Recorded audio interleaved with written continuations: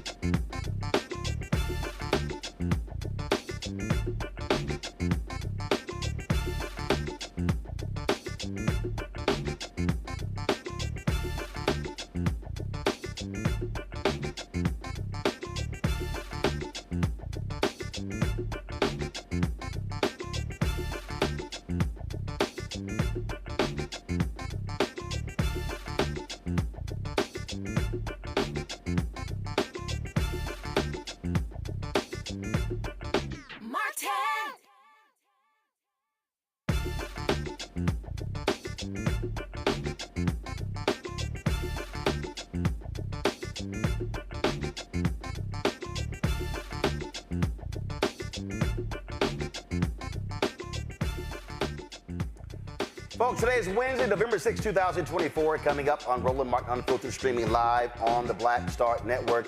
Vice President Kamala Harris concedes the presidential election in a speech at Howard University. We'll show you what she had to say. Also, lots of questions are being asked about this campaign. What happened? How did 15 million fewer Democrats vote in this election? Also, will Democrats take control of the U.S. House, or Republicans have a clean sweep? In Jackson, Mississippi, the mayor there, Chokwe Lumumba, has been indicted by a federal grand jury. We'll tell you about that. Also, some other wins of African-American candidates across the country we'll talk about. Lots to unpack. It's time to bring the funk. I'm Roland Martin Unfiltered on the Black Star Network. Let's go. He's got it. Whatever the miss, he's on it. Whatever it is, he's got the scoop, the fact, the find. And when it breaks, he's right on time and it's rolling. Best believe he's knowing. Putting it down from sports to news to politics. With entertainment just for kicks, he's rolling. It's on Go Roll, y'all. It's Roland Martin, yeah. Rolling with Roland now. He's funky, he's fresh, he's real, the best, you know he's Roland Martin now.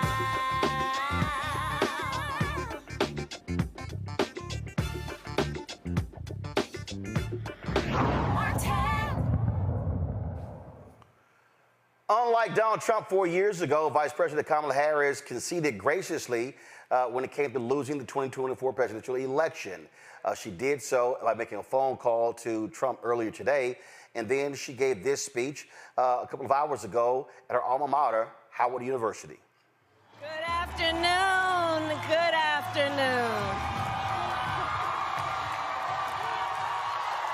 Good.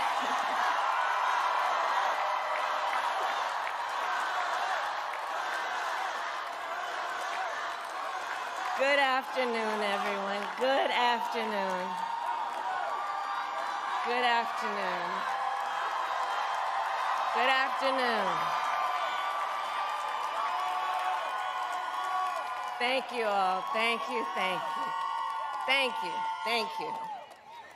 So let me say, and I love you back. And I love you back. So let me say, my heart is full today. My heart is full today, full of gratitude for the trust you have placed in me, full of love for our country, and full of resolve.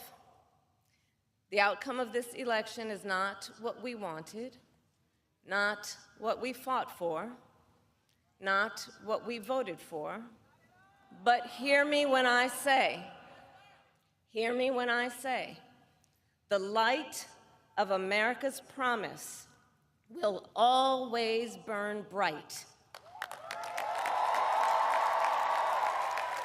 As long as we never give up, and as long as we keep fighting.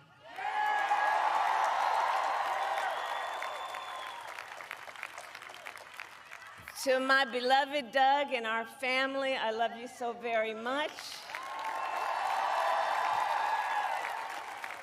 To President Biden and Dr. Biden, thank you for your faith and support. To Governor Walz and the Walz family, I know your service to our nation will continue.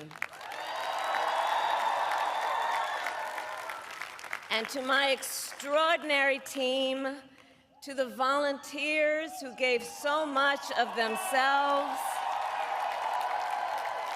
to the poll workers and the local election officials, I thank you all. Look, I am so proud of the race we ran, and the way we ran it, Over the 107 days of this campaign, we have been intentional about building community and building coalitions, bringing people together from every walk of life and background, united by love of country with enthusiasm and joy in our fight for America's future. And we did it with the knowledge that we all have so much more in common than what separates us. Now, I know folks are feeling and experiencing a range of emotions right now. I get it. But we must accept the results of this election. Earlier today, I spoke with President-elect Trump and congratulated him on his victory.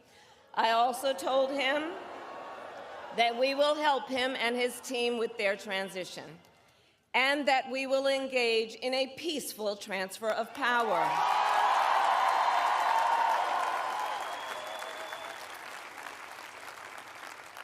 A fundamental principle of American democracy is that when we lose an election, we accept the results. That principle, as much as any other, distinguishes democracy from monarchy or tyranny. And anyone who seeks the public trust must honor it. At the same time, in our nation, we owe loyalty not to a president or a party, but to the Constitution of the United States.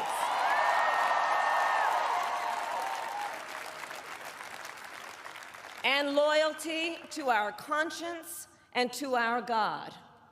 My allegiance to all three is why I am here to say, while I concede this election, I do not concede the fight that fueled this campaign.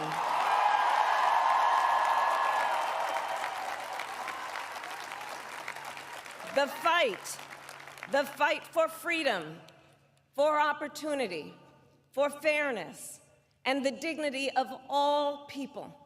A fight for the ideals at the heart of our nation, the ideals that reflect America at our best. That is a fight I will never give up.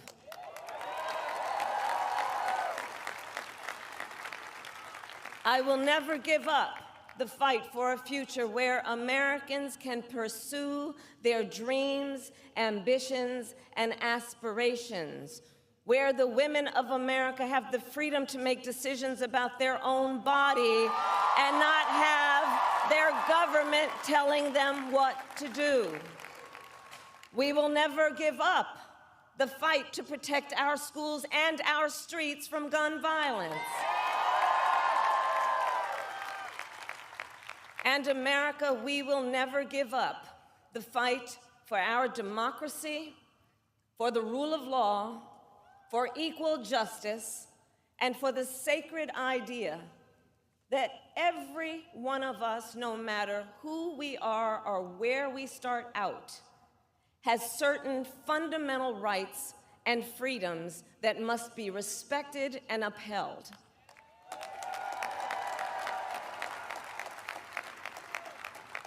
And we will continue to wage this fight in the voting booth, in the courts, and in the public square. And we will also wage it in quieter ways, in how we live our lives, by treating one another with kindness and respect, by looking in the face of a stranger and seeing a neighbor, by always using our strength to lift people up, to fight for the dignity that all people deserve. The fight for our freedom will take hard work, but like I always say, we like hard work. Hard work is good work. Hard work can be joyful work. And the fight for our country is always worth it. It is always worth it.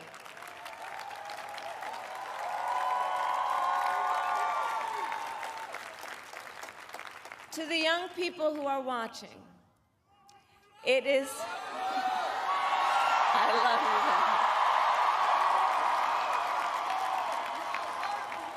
you. To the young people who are watching, it is okay to feel sad and disappointed, but please know it's going to be okay. On the campaign, I would often say, when we fight, we win. But here's the thing. Sometimes the fight takes a while. That doesn't mean we won't win. That doesn't mean we won't win. The important thing is don't ever give up. Don't ever give up. Don't ever stop trying to make the world a better place. You have power. You have power. And don't you ever listen when anyone tells you something is impossible because it has never been done before.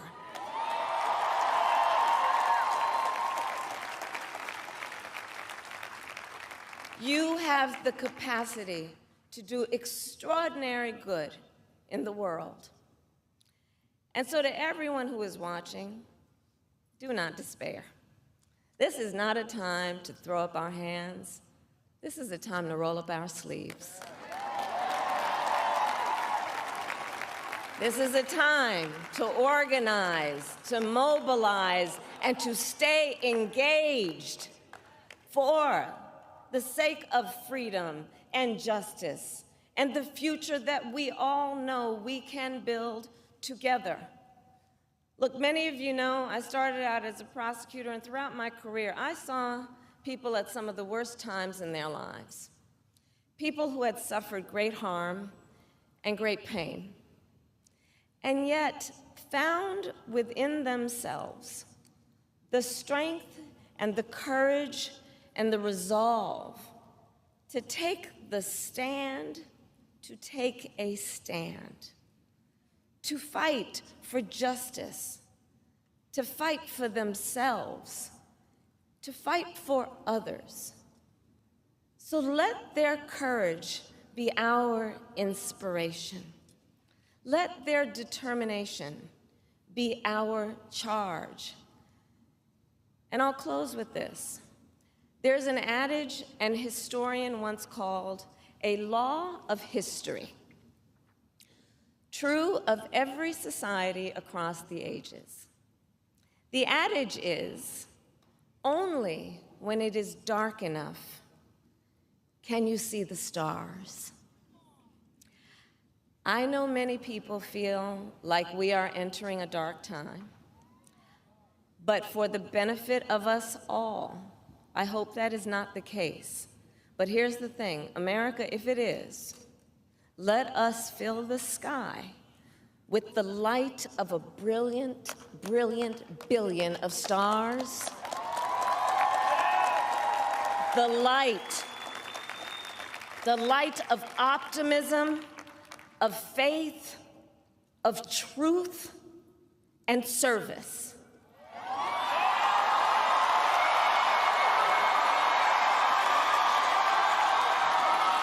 HU. And may that work guide us, even in the face of setbacks, toward the extraordinary promise of the United States of America. I thank you all. May God bless you, and may God bless the United States of America. I thank you all.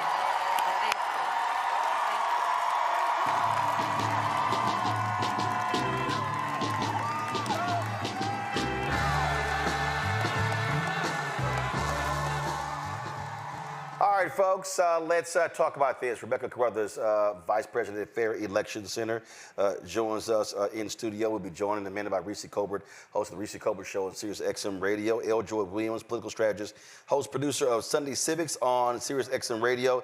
Tyler McMillan, Youth Director, Democratic National Committee out of Philly. All right, so let's get right into this. Rebecca, when we look at the breakdown here, we look at black voters. It seems black folks were the only ones who understood the assignment, who understood the danger of Donald Trump. And the rest of these folks, they basically decided that, hey, guess what? We knew who he was. We knew what he did last time. We know what he said. We want more of it. You know, I think it's really interesting, especially as we're talking about black folks and their impact and their intersection with the Democratic Party. But one thing that I'm going to take a step back is it is now time for the Democratic Party reckoning. It's time for that civil war within the Democratic Party to happen. And, you know, as a black person, I'm going to eat popcorn as it's happening, but that reckoning must happen. Well, absolutely. Joy, look, you have Democratic strategists who were utterly clueless. All of this talk about black males, and they completely missed what the hell was happening with Latinos. And they chose to focus on democracy, reproductive rights. That's what the election ended up being all about. We were told in the last, 3-4 days, independents and late deciders are breaking our way in huge numbers. That didn't manifest itself. So it was as if everything we were being told was utter nonsense. It was similar to watching your feed. Is the same people repeating the same things to each other, but those of us who were in the streets and in the field could tell the difference of what was happening.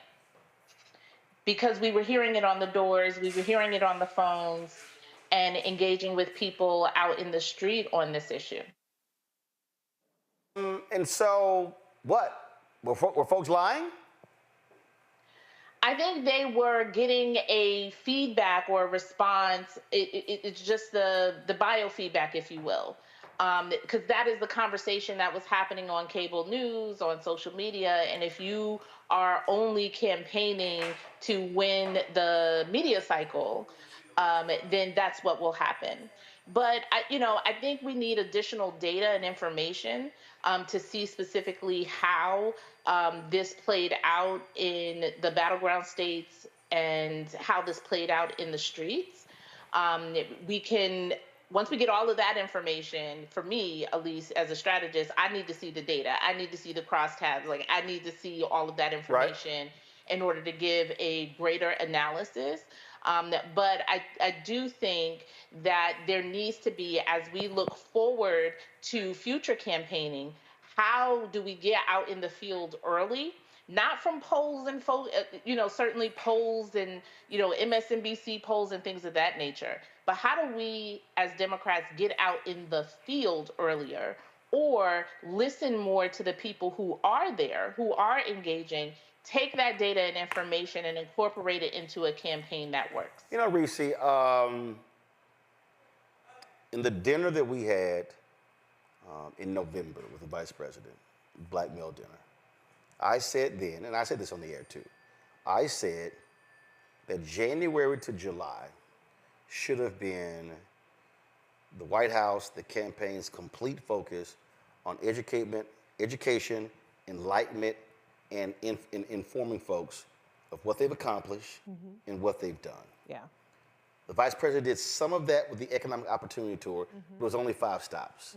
What I said was, it literally needed to be every week somewhere where they should have been engaging mayors, state representatives, state senators, city council members, and others, holding town hall conversations, targeting key demographics. I specifically said there should be these black discussions. I said, listen, our show should be on the road 6 to 8 cities a month doing the same thing. I said, you guys are going to be spending money on advertising. I said, so bottom line is, if you advertise on black-owned media, we can afford to do those things. Yeah. Those things didn't happen. And so it was like January, then February, then March, then April, then May. And so Labor had a big meeting on June 17th where they got in the campaign's ass. The campaign announced that they're going to spend $60 million with black-owned media, then grassroots. 10 days later, there was a debate. Everything freezes. He drops out July 21st.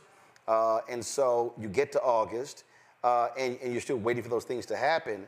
And what I said was, the longer you wait, your runway grows shorter. Yeah. And you don't have the time to actually explain to people what you accomplished. That's exactly what happened. Yeah. So, which goes, I saw your video, yeah. which goes to how 14 to 15 million people they literally choose the couch. Yeah. So the voter apathy is the biggest story of this election. And in the 106 days that Vice President Kamala Harris had to campaign, you can't solve voter apathy. No. The bottom line is... That's built up over a period of time. It is. She had too big of a hole to climb out of because, be clear, we were losing, okay, with Biden. And losing and was broke. Yeah, we were losing. We didn't have any of the things that at least Vice President Kamala Harris did bring to the table, which along with her being the nominee brought exponentially more sexism and exponentially more racism. But this was not a winnable race with President Biden either. He could argue that he's the only person that beat Donald Trump. Yes, but what is he now, 80-something years old? 80-something-year-old Biden was 82-year-old Biden wasn't beating Trump. Sorry, he wasn't. He wasn't bringing the people out like that. But the reality is, and we've talked about this so much on your show, Roland, is Dems are outgunned in the information infrastructure. Yeah. You cannot beat 4 years and on top of the prior 4 years of disinformation flooding our communities with influencers on TikTok. I'm glad that they engaged them, but you can't outgun them with organic content. You also can't do it late. You can't do it late. And you can't run against J6 Donald Trump. Donald Trump fucked up so bad that he was kicked out of office before we got to January 6th. The most people in history came out to vote against Donald Trump. They should have ran against that Donald Trump. Right. How do you run against Donald Trump on democracy? Nobody gives a fuck. I said that. And people were like, I said, it's not about democracy, it's about citizenship. You have to make this personal. People only care about what impacts them. And so the fact that we hardly heard COVID in this entire election, right. The fact that we did not talk about... Which caused inflation, which caused the economic crisis. All of those things. The fact that we didn't hear Donald Trump fucked up the economy, which he did. Unemployment was 16% for black people and whatever the fuck it was for white people. The fact that that by the time Vice President Kamala Harris gets here and she decides to pivot a little bit, but the election still ran on the idea of democracy, was a losing battle. People don't give a shit about democracy because I said it in January.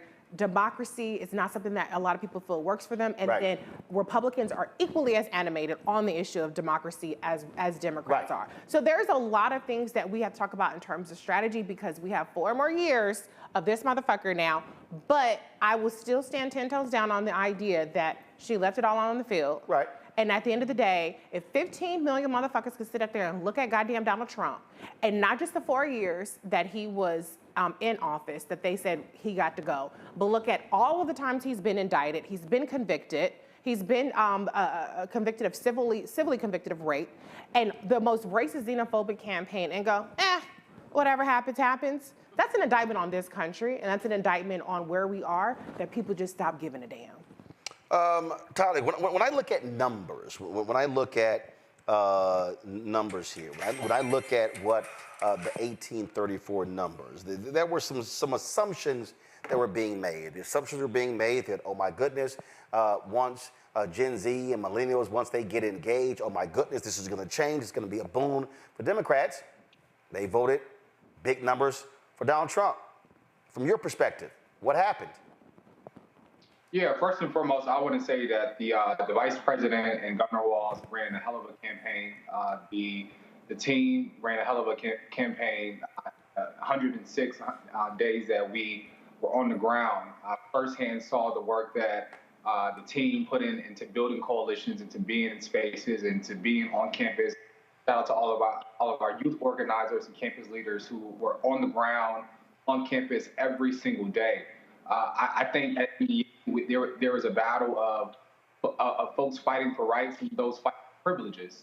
And I think last night's election showed what America was willing to embrace. They were willing to embrace racism. They were willing to embrace misogyny. They were willing to embrace hatred.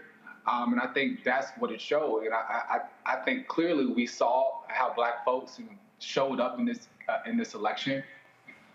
Even overwhelmingly, even as we look at I was based here, helping running campus engagement across the state. The turnout amongst voters was massive compared to previous election cycles. But again, I think that before, not only were we fighting the fact of voter education and the fact of the accomplishments of the administration and what the vice president has done in her role, but we also were in a battle of simply hatred and division and folks who just was not ready or thought that a woman, yet a qualified Black woman, was able to lead our country and to be respected amongst world leaders. But as I said before, it's a battle between hatred and joy.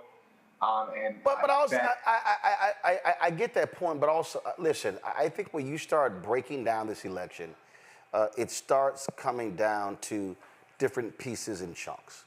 And Rebecca, I think if Democrats make the point that it's solely racism and sexism, I think they are losing the argument. Yeah. I think you have to factor those things into in terms of what happened here.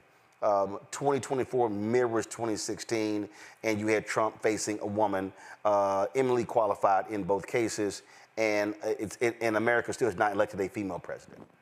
But you also have to factor in the reality that when you look at exit polling data, when you look at what folks have been talking about, they talked about the economy. Mm-hmm. You then have to, I mean, look, you've got Bernie Sanders out with this utterly ridiculous ass statement by saying Democrats have abandoned the working class, when you literally have the most pro-union administration in more than 50 years.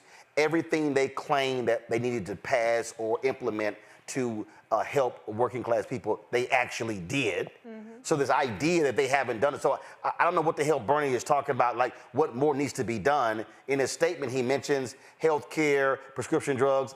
Last I checked, those things were done. Yeah.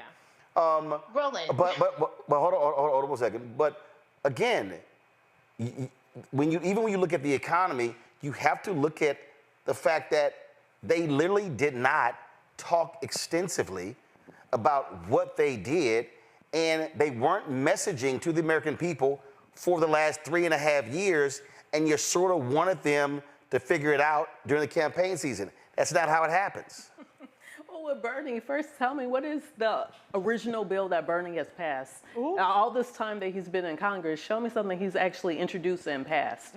You know, that's the first thing. He's doing all this talk about, well, we need to talk about the working class. Then what have you done as a national leader? But we could move on and we could talk, even connecting it back to the youth vote. Up to the top issue for those who are 18 to 29 who cast their ballot this cycle was the economy. And that was 40%. That was their top issue by 40%. And a distant second was abortion. And that was at like 12, 13%. Yep. And so every demographic across the board, whether it's Black men, Black women, young people, it was the economy. And so what's also interesting, that 18 to 29 demographic, they really felt it during COVID. And so even to Reese's point, even to your point earlier, there was a story to tell on the economy. Right. That story was not told. It was an easy story to tell because all of us were locked up at home, and a lot of us were isolated. Even if we were locked up with other people, it was still a period of isolation. We understand that. Even at a visceral level, we know that. Okay, let's look at 2017, 18, 19. Let's skip 20, 21, 22, and then 23, 24. Y'all suck. Let's go back. As if those 2 years didn't happen. Even the COVID babies, they will remember what it was like not to be around other kids, only maybe a handful of adults. So all of us have experienced that together. And what's unfortunate is democracy in America is a group project. And I hate group projects for a reason. Joy, you want to jump in? Yeah, because, you know, one of the things that was mentioned is talking about the piece that the campaign focused on, whether it was joy, whether it was abortion, I agree with you, is something that should have came later as sort of galvanizing people at the end. And this is why I say that it is important to hear from people in the field who are on the doors, who are engaging people 365, who can tell you what people are experiencing. And you have to run a campaign based upon what you have to work with right now, not what you wish people would care about democracy. You have to work with what you have right now. And what Bernie is also demonstrating is the same thing that the folks who are voting for Trump experience, is that I don't care about what facts or whatever you tell me. I feel like the economy is worse. I feel like I'm being oppressed from LGBT and transgender. I feel this. And so you have to address people's feelings on those things. And then you can bring all of the, care about democracy and stuff later for the people, the small population of people who feel that thing, and get them off of the couch in order to motivate them. But you got to get to how people feel, because the country has shown us over and over again since we've been on these shores that things move based upon white people's feelings. And if they feel they are impressed, if they feel like they can't buy as many eggs as they could before, if they feel like a party is not speaking to their issues or things like that, they vote based upon that way. Yep. And I want to bring in Tiffany Lofton, of course, National Labor Education Organizer. Again, when we talk about those feelings, I also believe, Tiffany, that feelings are also dictated by the narrative that's being established. And so if I unpack this, early on in the Biden-Harris administration, the media was talking about how they were just smoking on fire, how we finally had some grown-ups who were in the White House, and how they were just enacting policy, doing the right things. And all of a sudden, Afghanistan happens. Yep. And then the right goes after him, approval ratings go down, and then attacking on the economy, and they never recover. And so the narrative was constantly, I remember, gas prices high, news media sends a reporter out to a gas station doing live shots, showing lines and how high was gas. But then when gas dropped to a 3-year low, where the live shot saying, hey, gas is low. It's because we amplify certain things. Because of social media, people were saying, oh my God, they're looting these stores. This is crazy. So what did California do? California said, that petty crime misdemeanors, no, it's not going to be a felony. It passed overwhelmingly. And so people were saying, no, crime is high, crime is high. Even the FBI saying, no, crime is going down. No, crime is high, crime is high. Because I'm seeing these things because it's also being amplified in a conservative media ecosystem. That also drives what people are feeling. And the reality is, Democrats, progressives do not have, the right can yell all they want to, Washington Post, New York Times, MSNBC, CNN, all the networks. The reality is, progressive Democrats do not have a focused, concentrated media ecosystem the same way the right does with Fox News, conservative talk radio, and digital operations. You're right, and there's so many other examples of that. I'm thinking about just how this dance happened. First of all, hi, Uncle Roland. It's good to see you. Thank you for having me here. It's interesting to see this dance happen between what people are saying on social media and how they echo chamber what mass media says or what the Democratic Party says versus the inspection of that for social media to their own followers.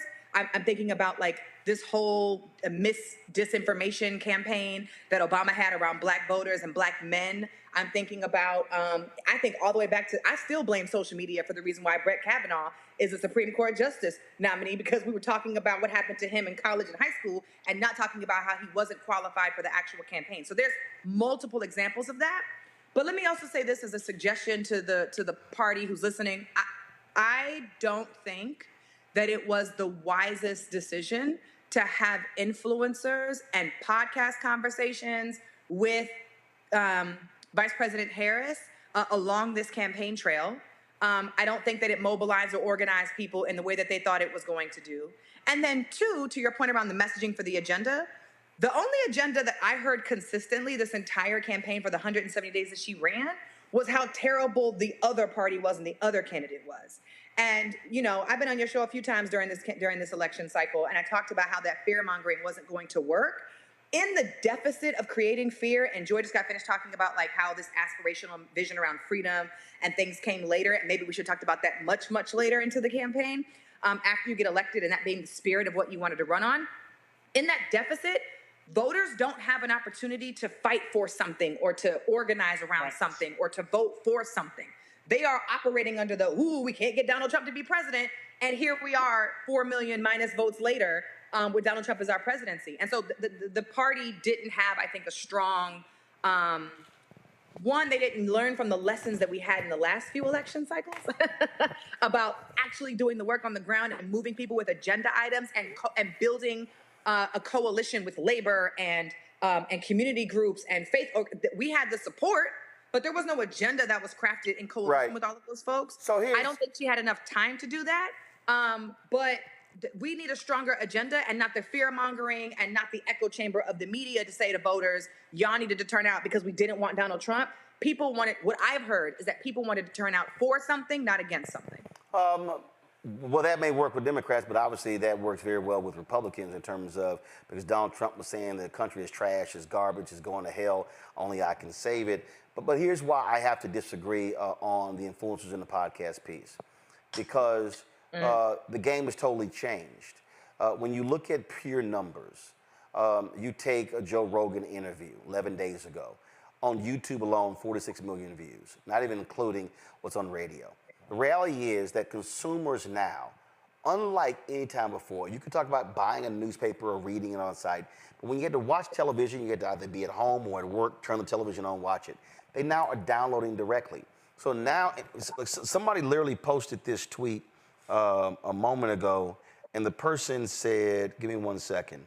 The person said, if your media consumption is a Fox Morning Show, Joe Rogan, Lex Friedman, Jordan Peterson, PragerU, Ben Shapiro, Steven Crowder, right-wing memes on Reddit, Twitter, and Instagram, and your nightly consumption is Fox, you have no way of knowing anything good Dems do.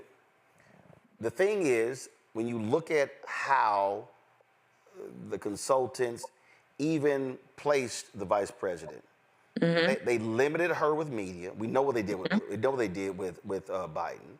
Sure. They did not flood the zone with Minnesota Governor Tim Walz. One of the reasons he was picked because he was so good doing media. All of a sudden, they abandoned that. But also, what you don't have is you actually don't have a massive media ecosystem where you could communicate directly with your people. If you had to sit here and name, I would say your top 25 to 30 progressive / Democrat / whatever you want to call it, digital media platforms, they will pale in comparison to the right. So that the messaging piece is so critically important because you can bombard your followers with information that's either good or bad. Everything for 3.5 years, Reese, economy sucked. Horrible, horrible, horrible, horrible, horrible. We would have a positive jobs report, and they would be like, shit, still horrible. And so it was this constant thing, and there were people who literally, even when stores started lowering their prices in the summer, folks were blaming the administration for that and not the companies.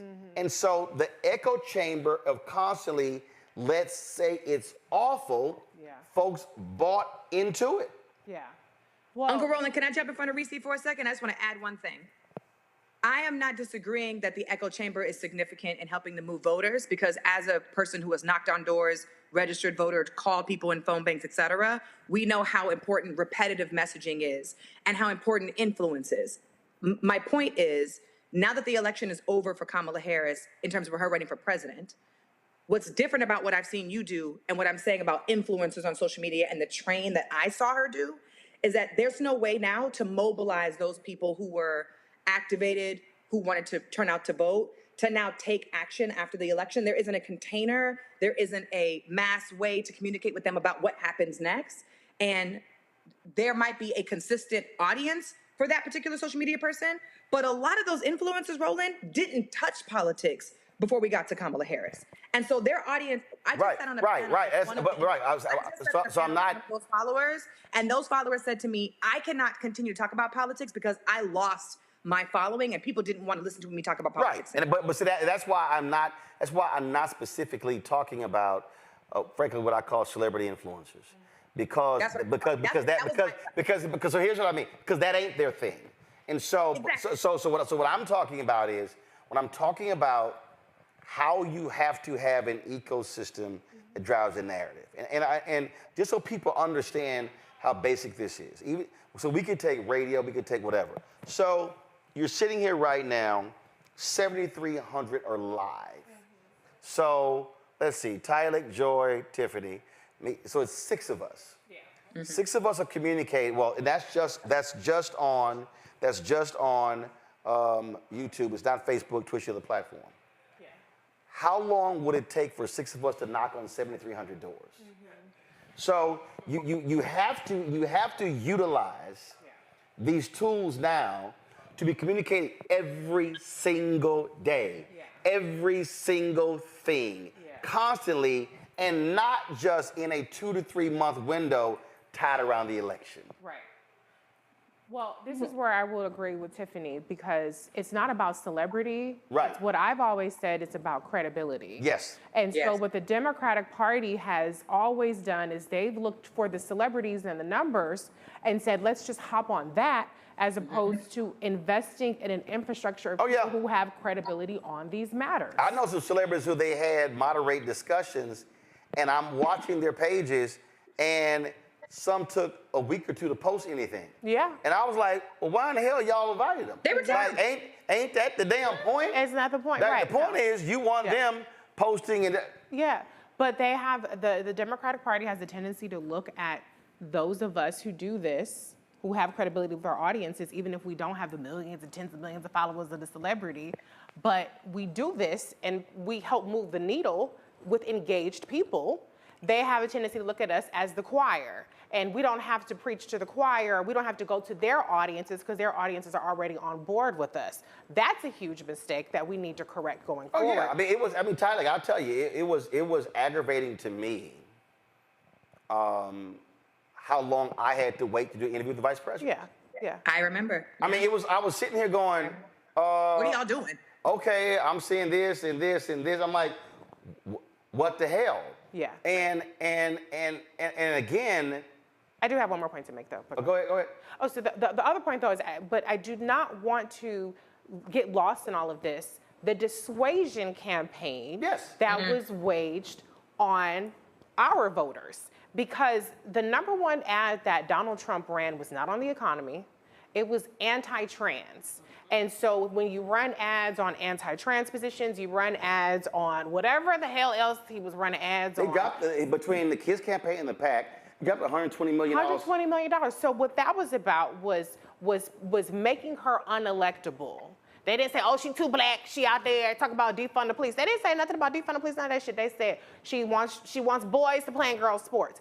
And so while they do have in their ecosystem, he didn't even get, and we don't know what the final tally is, he did not get more votes in this election than he did in the prior election. He did not have to convert even one Biden voter to win, where he lost last time. But what they were very successful at was in dissuading people and getting people complacent. Look at what the Asians got.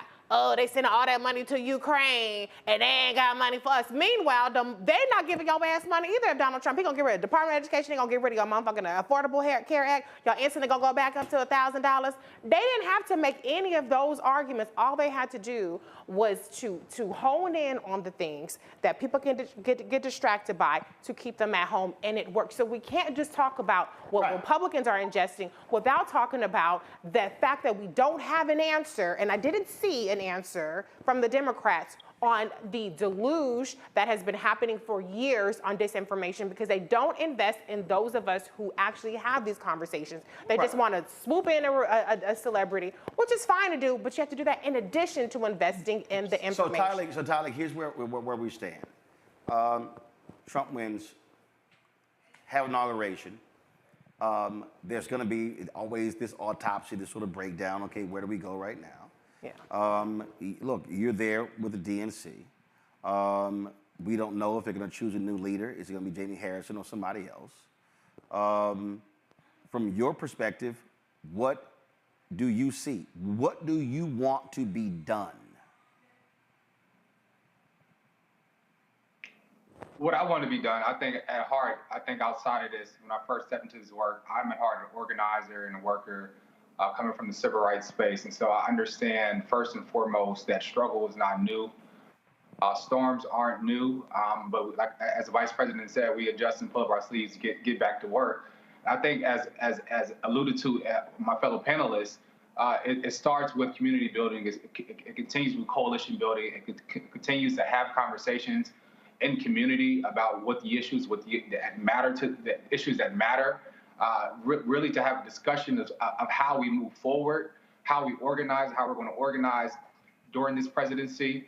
And again, for folks to step outside of fear and privilege. I think, as I said before, we were in a fight for folks protecting their own privileges rather than expanding the rights of all of us collectively. So we got to get back to the drawing board, how we organize, how we bring more young people to the conversation, to the table, how we having conversations within the different sectors as we look at the tabs of, where we lacked at. How do we step in and then also invest in these communities and ensure that these conversations just don't happen every 4 years, but how are we organizing, as you said before, of having town halls and having barbershop talks? How are we doing live streams and connecting with creators and folks, that this be a regular conversation and just not every November conversation. And so it gets back to the ground roots of organizing, right. Mobilizing, and getting back to the drawing board to really get to the nail of why we need to be involved in this moment, what's at stake, and really getting back to the basics. Tiffany Tiffany, you gotta go. You gotta go because you gotta catch a plane. So I want you to make your final comment before I go to Rebecca, then Joy. Go ahead. I'm about to leave the country and go on vacation, Uncle Roland. So I said, you always on vacation. No, I'm not. I'm not over. I ain't been on vacation in about a year and a half. Look, where have I been? I'm getting my passport. Now you're gonna be doing some yoga headstand. Watch me. You somewhere. Friday morning. Tiffany, take me with you. Thank you. Friday morning, check my IG, Uncle Roland, because I'm gonna be upside down on the beach somewhere. I'm not telling your followers where I'm going because I got stalkers, but I will tell you when I get back, and you'll see. And I was in the hospital for 6 days, so I deserve this break. So let me say this. I agree with my fellow panelists. And I want to add, there's so much to assess from this last campaign. I have a serious soft spot for the campaign that she just had to run because she didn't get the opportunity to run a full campaign from primaries until now. She didn't have the whole year. She had only 170 days, a couple of months to run her campaign. She was running as the vice president. She didn't get to run as president until the beginning of fall. That is not enough time. That is unfair, I think, for her to run a campaign. Yes, they said they ran a good one, but I know for sure if they would have had more time, we would have had a different conversation about assessing or critiquing the strategy that the team had to put this new woman in the position when Biden said that he wasn't going to move and he was going to continue to run. That being said, the ground game and the communications game. I live here now in Atlanta, Georgia. The messaging from grassroots organizations were incredible across the city. And I saw them all over the state of Georgia. Vote for Kamala, vote for Trump, vote for Kamala, vote for Trump, et cetera.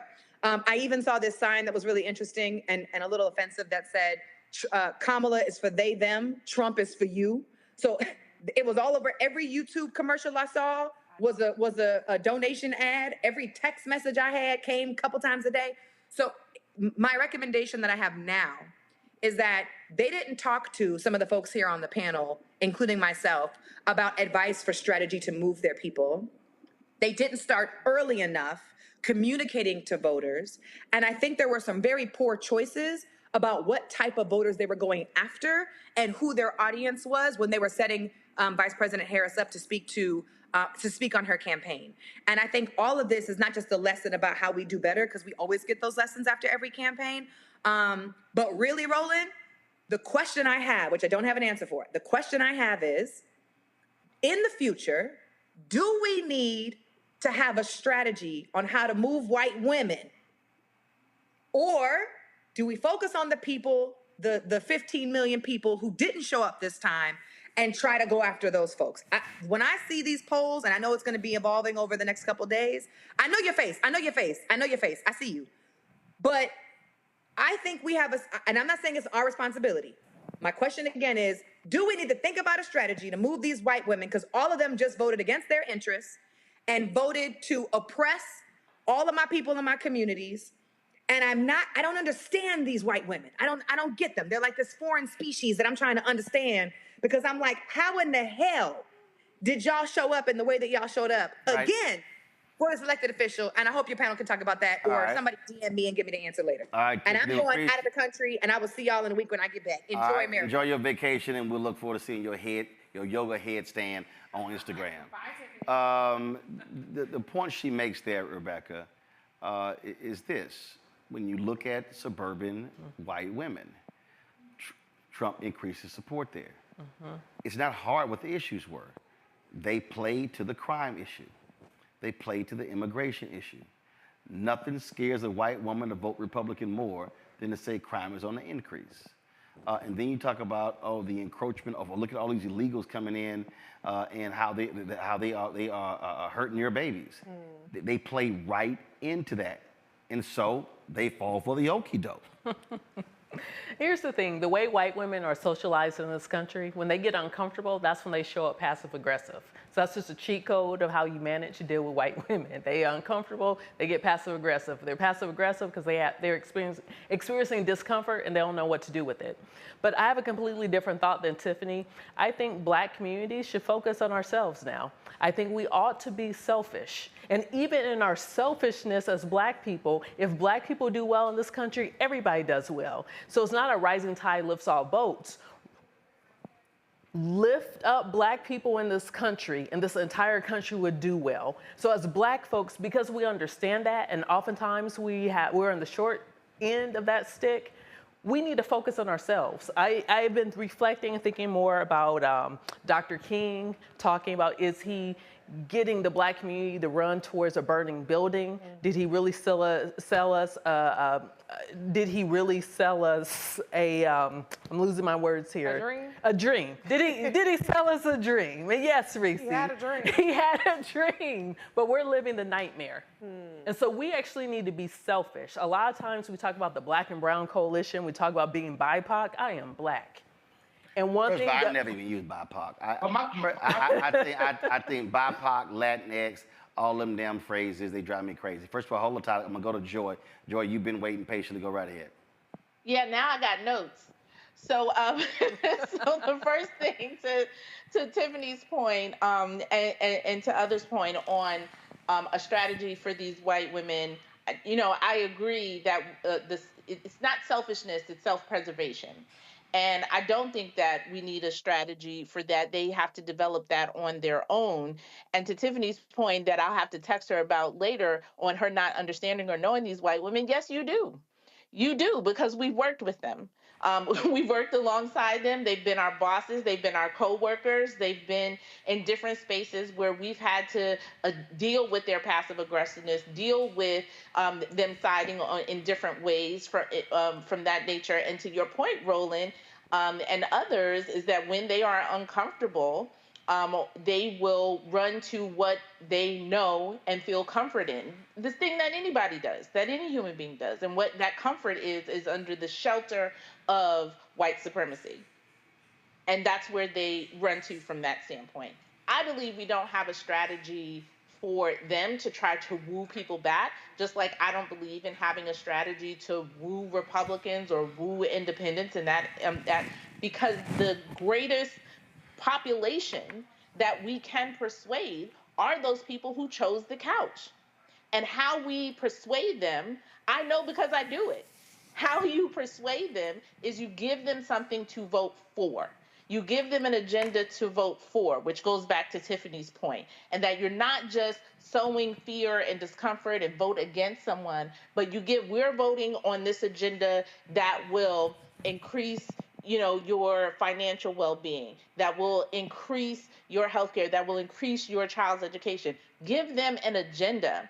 And so for our organizations, the communication strategy that you're talking about in the narrative is that has to be from now, this post, election review, going into the midterms, and then preparing for redistricting, preparing for census and redistricting, going into that we are preparing people on an agenda of this is what we can gain when we build our political power in that way. Okay, you talk about the agenda. So let me put this on the table because this is also what is perplexing me in a huge way. First of all, let's bring in Dr. Wes Bellamy, Chair of Advocacy for the 100 Black Men of America. Wes, glad to have you here.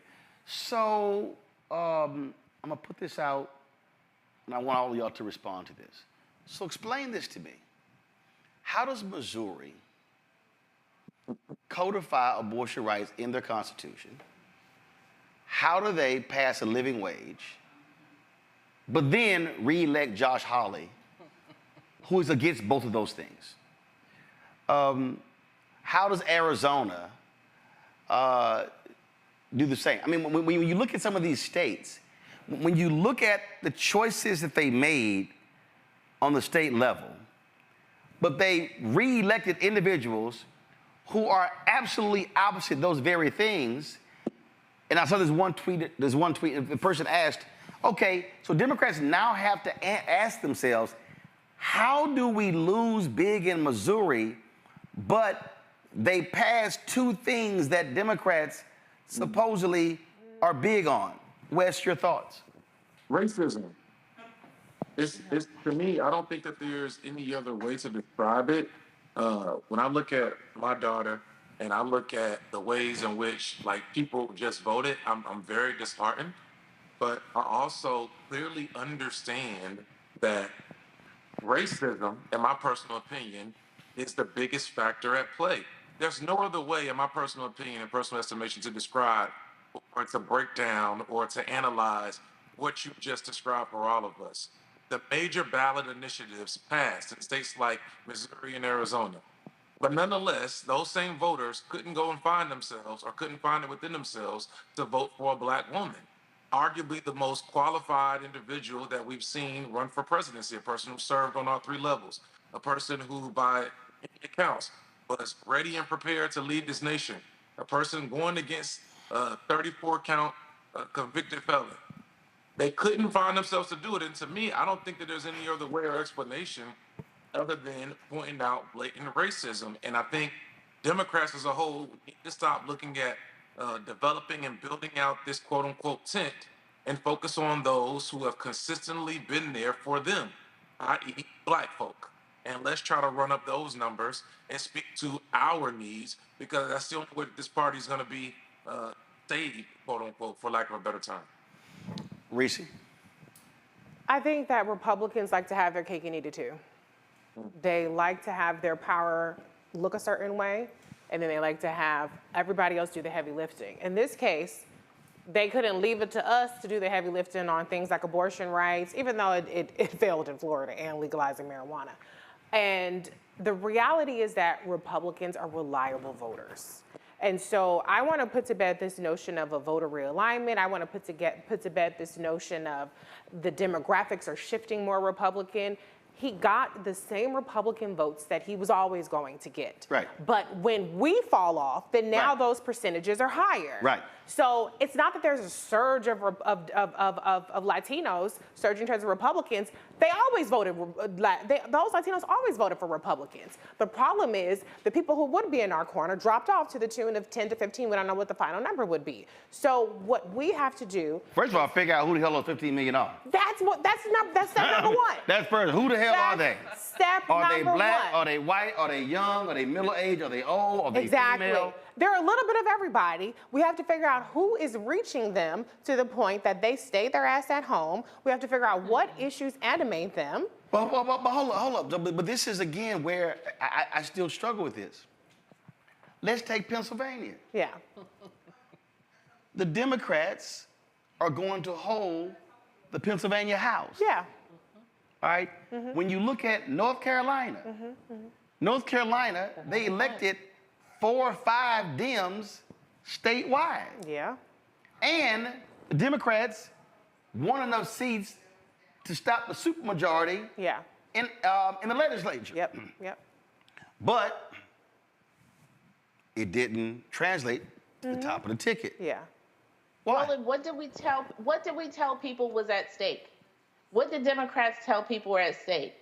The number one issue was abortion, right? Okay. And so if you're in places like New York, like other, as you mentioned, in Missouri, right, where you have fear and concern about the economy, but you also care about abortion, now here's a way, I can protect my abortion rights and still... I can protect it on the state level and still... Right. and still vote for Trump. Have your cake and eat it too. So I would disagree. You see what I mean? Yeah, I and got so you. being able, it's in terms of that agenda of what Right. we are telling people. So what we are telling people. So, is so that Democrats here at kept stake. thinking, they kept saying, oh, well, because abortion is going to be on the state ballot, hey, that's going to help us, when actually it didn't, because it passed on the state level. Not federally. Right, I'm Not saying. federally. Right, it But passed you on the did state statewide. level, it helped you there, but it didn't help you in the presidential race. So one thing that I noticed that Democrats are oftentimes looking for a cheat code. So they thought by having abortion on the ballot, that's a cheat code because then people are going to just vote down the ballot. Right. We also understand when it came to going to barbershops, if a Democrat shows up to another barbershop or beauty salon, like black people do more than get our hair done. I can't tell We do more than haircuts. I But can't that's tell. the reason why when you ask the question where those 15 million are, right, we have to dig deeper into what our society is. And again, I'm not talking about other people because I don't know about other people's community. I know black people. And organizing and engaging in my community, I know that there's decline in the institutions of our community. Right? So those 15 million people, when we talk about opportunity youth who are disconnected from a job, from school, from a church, from a community institution, from an NAACP, for any of those things, right? Those 15 million people are disconnected from any of those institutions that are already engaged and mobilized and can move people and talk to them on a regular basis. We don't talk. NAACP does not talk, and I'm talking wholesale, not talking about Brooklyn because we a different thing. But they do not talk to those 15 million people. Our institutions do not, right? And particularly after COVID, when we're talking about faith-based institutions and others who are still struggling to get people back into the pews and into their institutions, they are disconnected. So your point about being selfish, again, I would use a different word in terms of self-preservation. We have to dig down deep into our communities, and we have more opportunity to grow and develop with those people that are choosing couch and are not engaged, and not just engaging them come a presidential election. Rebecca, then I'm going to Tylik. And the other thing I'm going to go Rebecca, Tylik, West. Go. The other thing I want to point out with Missouri, I also think when it comes to abortion, this is also about abortion tourism. There is money in that. Because when you think about all the people who are traveling to Illinois to get an abortion, when you think about those who travel to Kansas, think about the states that surround Missouri. You have Oklahoma, you have Arkansas, you have Tennessee, you have a portion of Mississippi. Kind of. You have a small little sliver, it's close, you know, even parts of Mississippi. So when you think about those who have to travel, even going as far as down to Texas, there is money in that. And the thing I know about Missouri, not Missouri, is they're the show me state. They care about money. They've legalized marijuana because this is about money. And so that's something we also have to think about is we are still in a capitalistic country. And then we know it is undergirded by white supremacy, but these white people want to make money. Well, speaking on the money part, Tylik, listen, when you look at 1834, great concern when it came to student loan debt, when it comes to housing, things along those lines. So now the question that's on the table is, okay, for those of y'all who voted for Trump, what are you gonna do? Because he ain't have plans, he had concepts.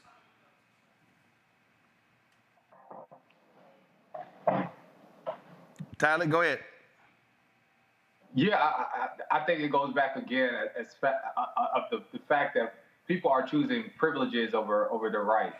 I think clearly as we think about, we had conversations before about how the vice president could have stressed, you know, the issues that matter to folks. And I will argue that she did. She talked about the fact of home ownership and the fact of putting down a down payment to create equity for your family. She talked about creating small businesses and giving folks a head start to starting the business. She talked about child tax credits to give folks, you know, more money as they're starting families. So I think she had those conversations with voters, but for somehow folks did not resonate or pick up on the policy stances that she stood for, but rather folks cared about the privileges of I was talking about white supremacy and racism. We can't get around it. And I think those were the main issues. And I as even pointed out before, I think it's surprising to me that we see states like North Carolina that elect Democratic governors, but yet we are losing the overall vote when it comes to the presidency of the vice president, or even states like Pennsylvania, where governors like Shapiro are leading the state. And so I think it's rather confusing to me, but I think it only justifies the fact of how we must really get into community to get those folks off the couch, for the many of folks who did not even show up at all, and how we really connect and resonate with those voters first and foremost. And even as Dr. West pointed out, staying true to the voters that have been consistent to this party, which has been Black folks. Because as we said before, as when Black people win, America wins. And so we must stand hold to that first and foremost. But Wes, here's the reality that I keep saying. 2016, 2020, 70% of the electorate was white. And so my greatest fear, my greatest concern was, could Harris hold the white demo, the numbers that Biden got? That was the issue there.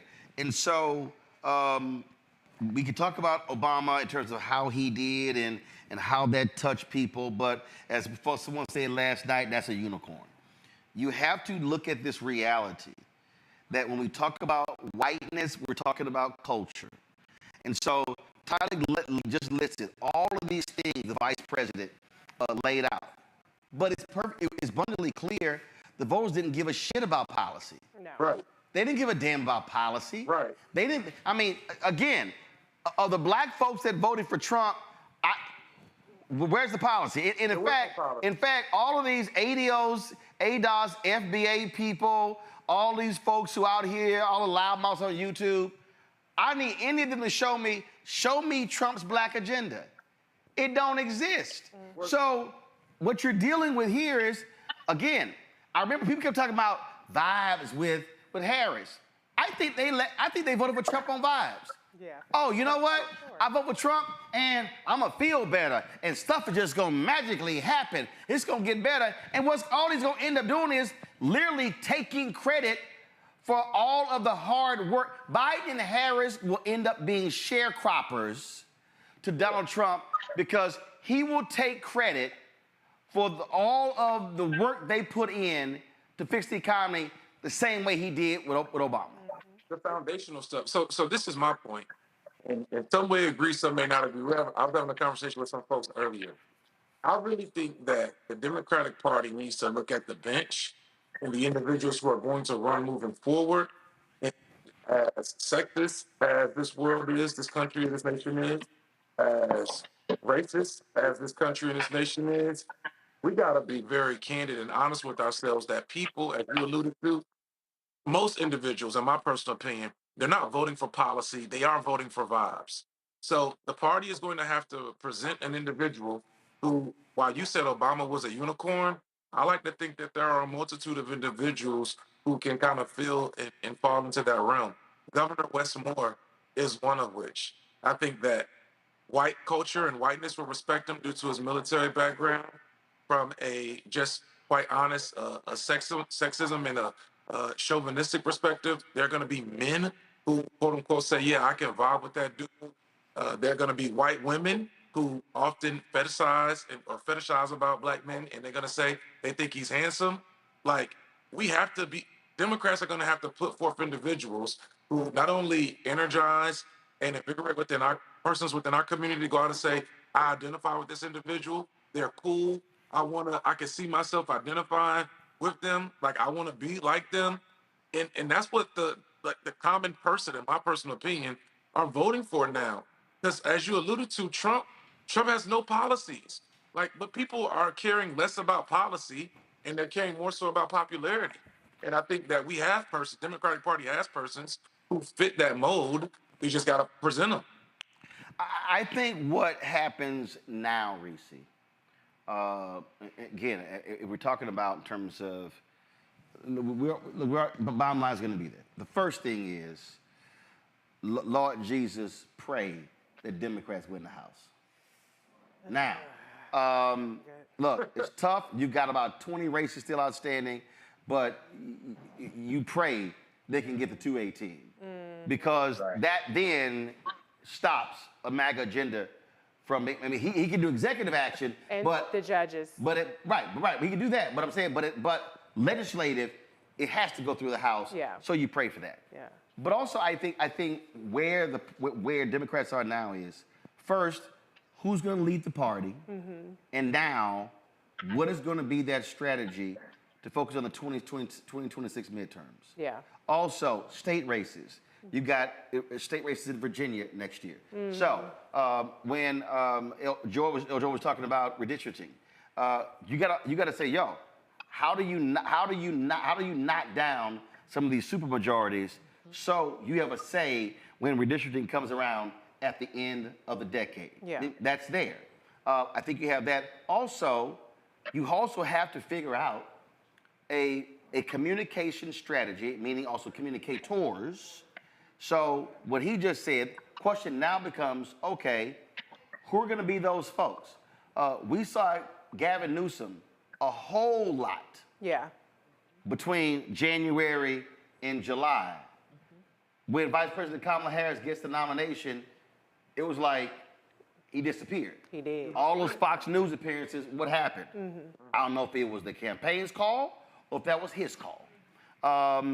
To Wes's point, I said even last year that if Biden Harris ran this year and they lost, that there was no doubt in my mind Wes Moore was the #1 in 2028. Yeah. Because I've seen him.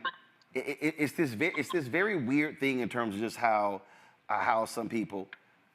How can somebody communicate with regular, ordinary folk, with rich folk, and so some folk have it, some folk don't. Yeah. So now the question then becomes, the party's not going to position him. No. But how does he position it? Because you're going to need those external voices targeting the administration and the policies and getting people focused and interested. Yeah. Well, first, let me say, I don't want to attach Governor Wes Moore to the notion that we can't elect a woman, because he, in and of himself, is a sensational politician, exceptionally talented.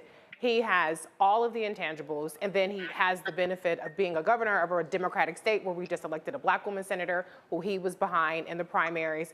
And so I don't want to attach him to that. I think that he has his own merits on his own record and his credentials.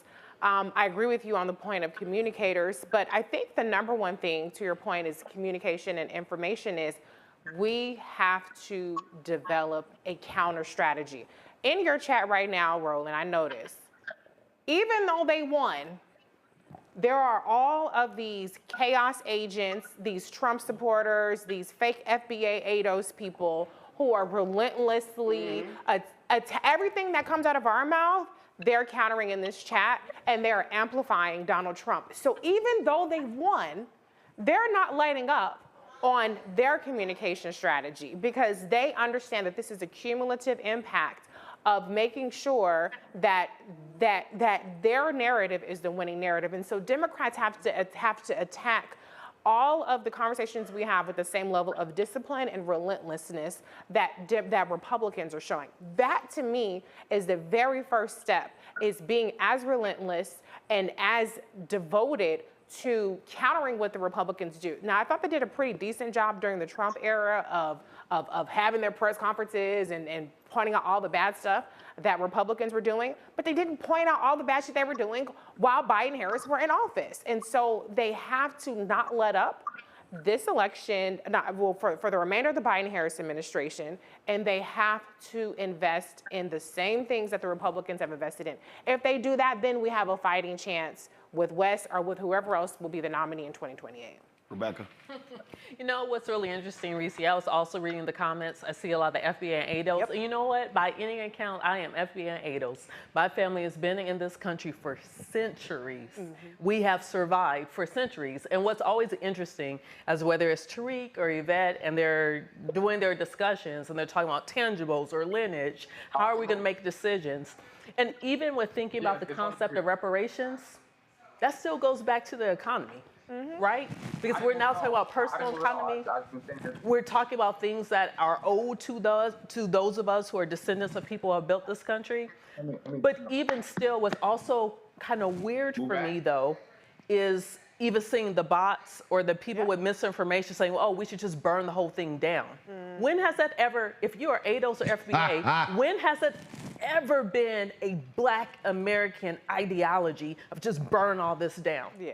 My family built this. And you tell me to burn down everything my family built? No, I'm gonna take it over because it's mine anyway. Well, but here's what's interesting though, because Joy, part of this whole deal is the folk who, guys, get Khalil mic'd up, please. The folks who voted for Trump, they want to burn this down. Oh yeah. They want to burn this down. And see, and that's the thing that I think we have to recognize. We're dealing with people who Trump appeals to them with this whole idea of, oh yeah, we're gonna gut this whole system. I'm gonna bring RFK Jr. and we're gonna gut all of this sort of stuff. I'm gonna bring, Elon Musk is gonna just go through all of government and we're gonna just gut it. And people are like, yeah, yeah, yeah.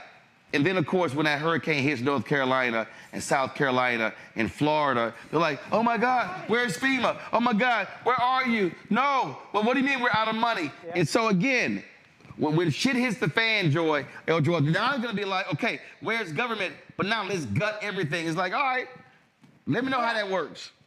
Because what's at the root of this is that let's go back to this Make America Great thing, is going back to a time period when the functional government of this country was only focused on the needs and the desires of wealthy white men. That's it, right? Because it's eventually like, so getting rid of these extra protections and you having equity and getting rid of the bloated government that provides support for everybody else, this socialist government that provides support for people that should pull themselves up by their bootstraps, in this, sort of American lie of how people were able to build on their own without the help of anybody else or any other entity. All of that is centered around going back to a time frame where an Elon Musk, where a Donald Trump, where all of these quote unquote titans of industry, right, could rape and pillage a country and it benefit them and only them and not provide for anybody else. And the people who are not themselves wealthy, aspiring to be those people.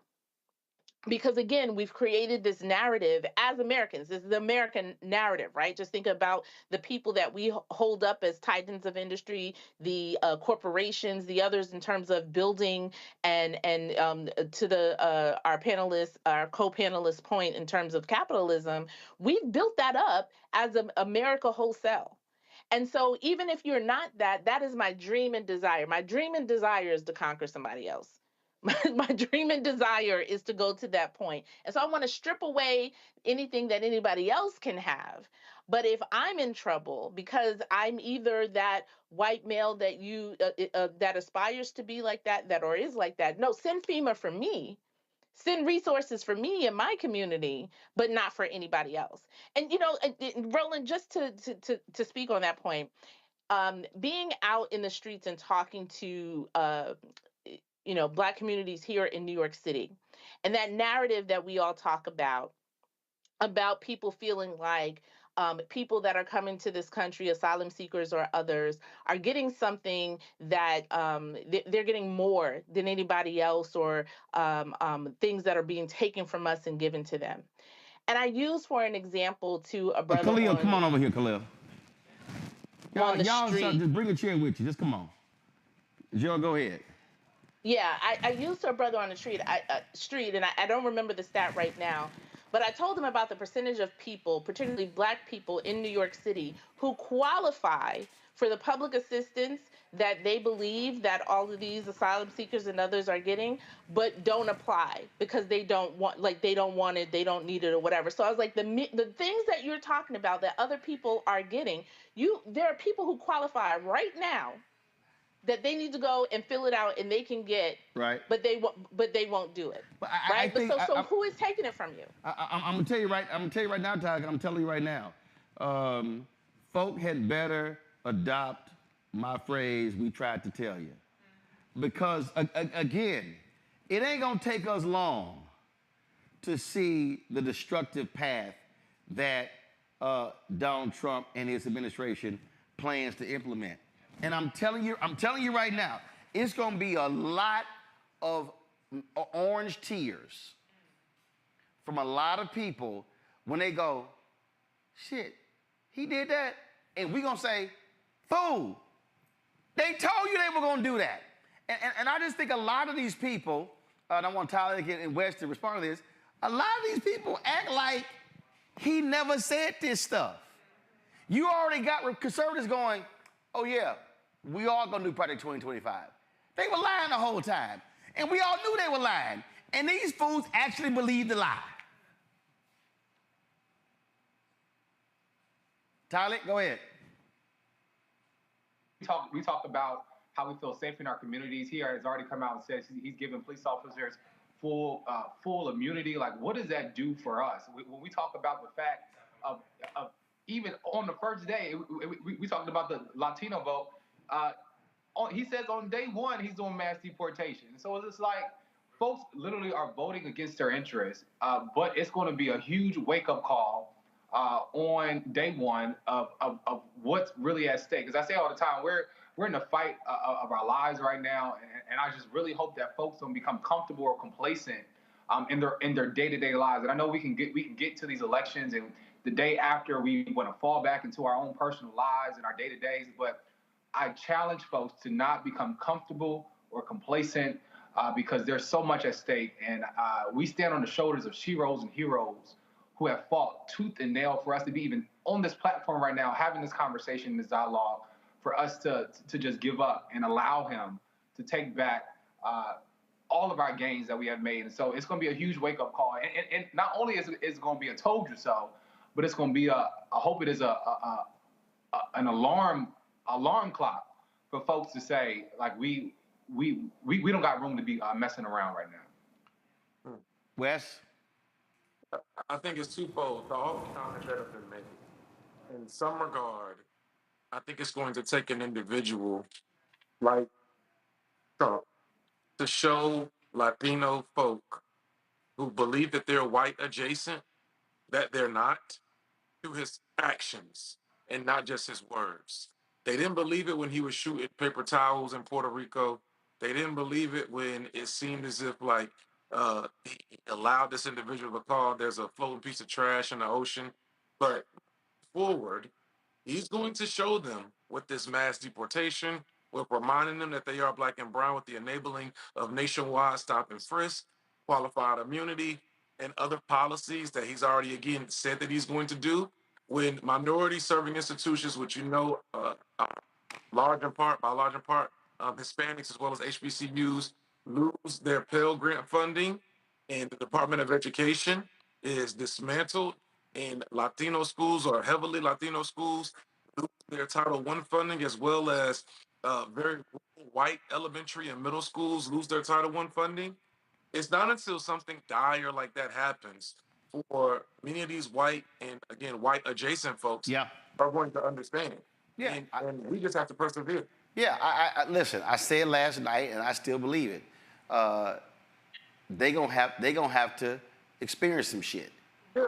And what's gonna happen, and I'm gonna go ahead and say this, and I know some folks might think it's cruel, but that particular moment when folks start getting deported and they're gonna be looking around for help, this gonna be wrong.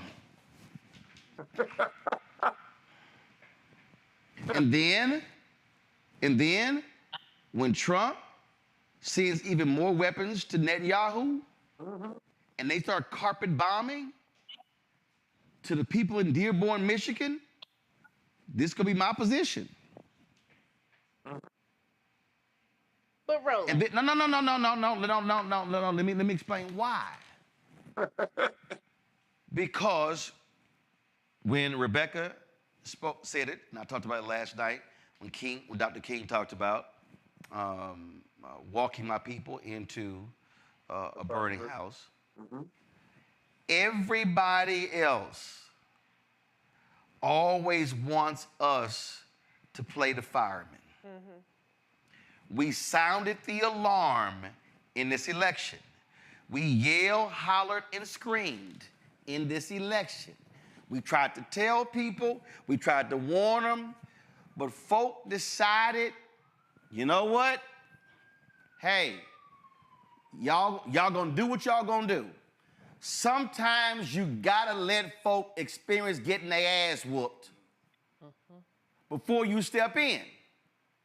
Now I know some may disagree with that, but there are some people who are gonna have to get taught a lesson that there are consequences to your vote.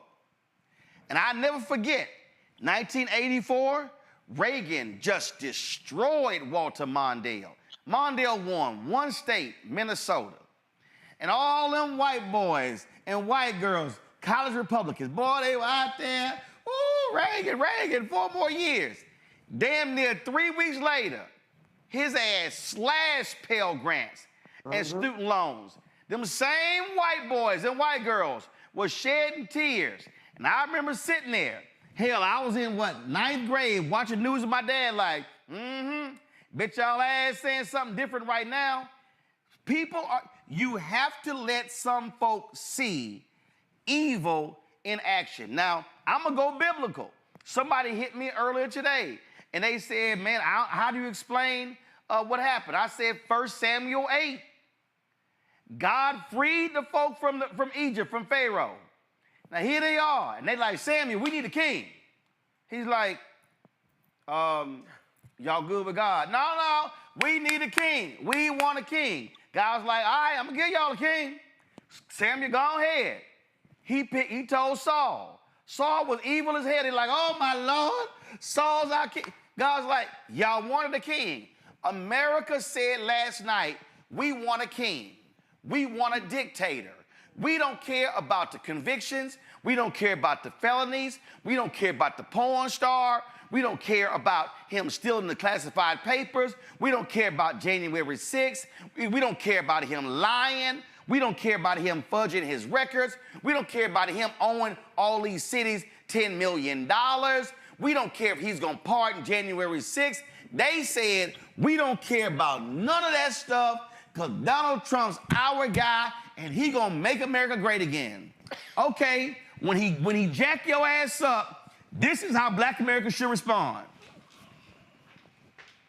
How you feeling now? Well, let me say this. I will not be silent in the face of injustice, regardless of what people voted for. Excuse me. But I will not put my labor and my body on the line because this is what people chose. Right. Period. You need some water? I do. Can I have that one? I'm about to drink this damn water, y'all. That was your water? My bad. It was sitting there too damn long. It was sitting there like an hour. So I was like, well, maybe that ain't Rebecca's. I'm going to drink it. Help us out. I appreciate you. Thank you. Can y'all bring 2 waters, please? Thank you. Yeah. Go ahead. Hold on. Reese is going to finish your point. No. You're going to Joy. No, I was giving her some space. Go ahead. All I want to say is that we cannot let up. This goes back to, again, we cannot be complacent. We have to be relentless and we have to be disciplined about calling out this shit so that next time, okay, now you motherfuckers learn. Remember, you thought it was a game. Now you learn. But the reality is that everybody went into this election clear-eyed. Right. When Trump won in 2016, he didn't win the popular vote. Right. Oh, he gonna probably be more liberal than Hillary. Hillary is a hawk, and she's a da-da-da-da. Right. And so maybe I can forgive you first time, shame on you, but second time, shame on me. And they were open real clear. They were very clear. And so what happens next, we're clear. And we're gonna make it clear that this is what you asked for, and we're gonna make it clear that you didn't have to make this choice. Right. And we're gonna make it clear come 2026 and 2028, make a different fucking choice if you don't like what's happening. Right. Go ahead, Joy, go ahead. Well, I was just going to agree with Reese that I'm not going to remain silent because I'm not going to let them change who I am, right? And so who I am is someone who is going to call out the injustice and push back against it with all I can. And I'm going to continue to do that. So I'm not going to let that change in that instance.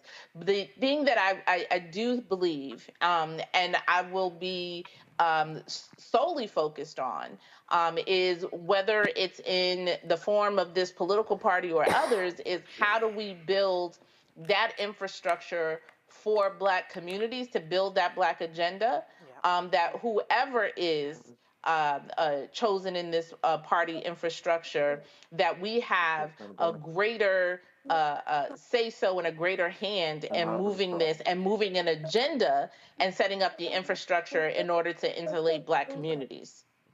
Khalil Thompson, Women with Black Men Executive Director. So I'm going to specifically say this to you, ask this to you, Tyler and Wes. That call we did, 55,000 Black men. Women with Black Women, organized in 20, they've been doing Sunday calls every single week. What's next for Women with Black Men? There was a 1-point increase with Black men. I've been saying since 2012 that there has to be a very specific strategy to speak to invest in, to communicate with Black men. What does that look like post-election? First of all, thank you for having me here, Roland. Always happy to be here tonight. I think what's most important is that we need to focus on the numbers and the data and then have a conversation with Black men after this. As you said, only a 1-point difference and increase for the Republican vote that Black men win. 77% of Black men voted for Kamala Harris. Like, there's not like a big gap in this. There wasn't a monumental shift that changed. Only thing's difference is we were always a number 2 voter. Yes. This time, number 3 was Black women, Jewish women, and Black men. Very true. But I mean, again, we haven't seen a chasm that really popped up out of nowhere, and we've been holding this down at the top of the top 2 behind Black women for decades and for years. I want to start having a conversation about where were Latino men, where were white women who were high school educated, why aren't we having more of a conversation around them? Once we do that, I think a roadshow where we start talking to Black men in barbershops, as we continue to do, what are policies that you believe are going to be better for you now? I don't want to go to the barbershop. But okay. I'm sick. I don't. I want to go. The only barbershop that I'll do is G's in Milwaukee, because it can hold 200 people, and because I think it's now turned into a trope. Black men are communicating in other places, and so I say, look, let's do something in some community centers. Let's actually it's just driving me crazy. So if we take away the moniker, I got you. Go ahead. What we want to do is go to brothers and say, look, you have an opinion for why you either didn't support Kamala, you weren't hearing something in the Democratic Party right now, maybe something you didn't hear or you wanted to hear in the Republican Party. Whatever that is, let's make that scorecard. Let's see what happens in the first 100 days. If you wanted this administration to deliver on you, great. Then let's see what they deliver on. And if they don't, okay, well then what are you asking for? What is it that you really want from a policy agenda? And let's start having that conversation now in December of 2024, in January and February and March of 2025. And so I think that's the first step. Then from there, we need to tell donors, we appreciate what you gave to Kamala Harris's campaign, but there are organizations out here, not only like Women with Black Men, Women with Black Women, and others that are doing the work in our communities. We know many of them on the ground in Michigan and Pennsylvania that need direct funding. I think a lot of our frustrations, we understand donors wanting to get on the board and show her and show Governor Walz that they were supporting their campaign, but that final hour took vital funding from grassroots organizations that needed it. I mean, we were on text chains where offices were asking us to donate money to make sure volunteers could get pizza. Can we get $5-10 grand? Which is why, and it was it was my idea when I said no, we ain't giving all that money to the campaign. We gonna keep some of that money. And there were some people who got an attitude, and I was like, I don't give a shit about your attitude. And we were able to at least take almost $500,000 and give it directly to Black male groups that were on the ground, and it was 146 across the country that applied for the money. Right. And so you saw the demand that was there. Yep. I know Black Voters Matter had a $3 million deficit that they should have gotten, and so those PACs were not sending them money, but you want to turn people out. The reason I asked that question in terms of what's next, Wes, is because what I don't want brothers to do, and every place I go, I say this, and it's all the time. What I say is the election is the end of one process, is the beginning of another. So, election's over, okay? The candidate we wanted didn't win. We're still constituents.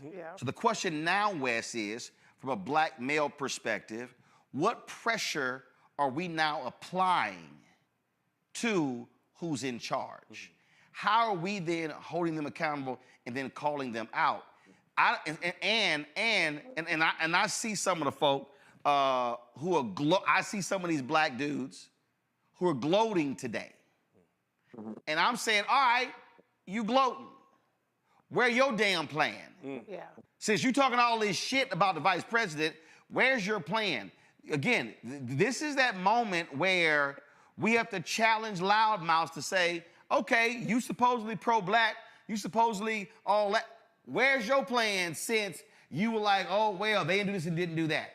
So how do you see this black male movement continuing post this election? I think in twofold. One, we have to be intentional about how do we communicate. I'm not talking about the brothers who already have the six-figure jobs or the brothers who are already a part of, and no disrespect intended, but who are part of some of our Divine Nine organizations or the Boule, or who may already have reached a certain status. I think there has to be some intentionality with us specifically going to the block, and not the barbershop, but I'm talking about the block and having conversations with brothers. First of all, us not being afraid to have conversations with our brothers, right? May not present in a certain way, or who may not articulate themselves in a certain way, or who may show up in a certain way. We have to be intentional with having conversations with them about how they become engaged in the political process. I love Khalil, and I agree with Khalil's point in terms of us allocating resources. But I only push back a little bit, and that's my man. I only push back a little bit in the sense of brothers told us what they wanted. Like they were very candid, at least in the 27 stops that the 100 Black Men did across the country. And I'm sure you heard this as well, Roland and Khalil, like as y'all were going across the country, brothers told us what their high level issues were.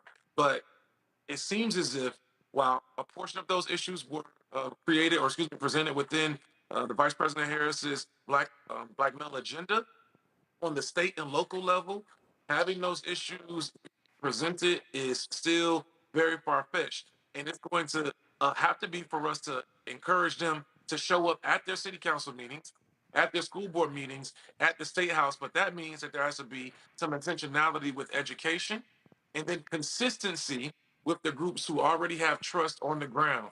When I look at like groups like the New Era Project in Detroit and Brother Zeke, who some folks didn't necessarily want to engage with because they thought, for whatever reason, his persona and the way he presents himself may be a little different, but he has the streets. Like, as those groups that need to be funded in order for us to be able to build up our brothers, get them engaged, and then I think we'll see the long-term impact. But this is, as you alluded to, it's a marathon. And that consistency, I feel like, is missing in many regards. And ain't nobody else gonna do it but us. So Roland, I'm looking forward to us having our talk, me, you, Khalil, Quentin, Bakari, and whoever else. And we get in our group chat and we talk about how we're gonna go and hit the block to engage with brothers who, again, are feeling like either I can sit this out or I may do identify with Trump, give him a chance because I'm tired of hearing what everybody else got to say. Tyler?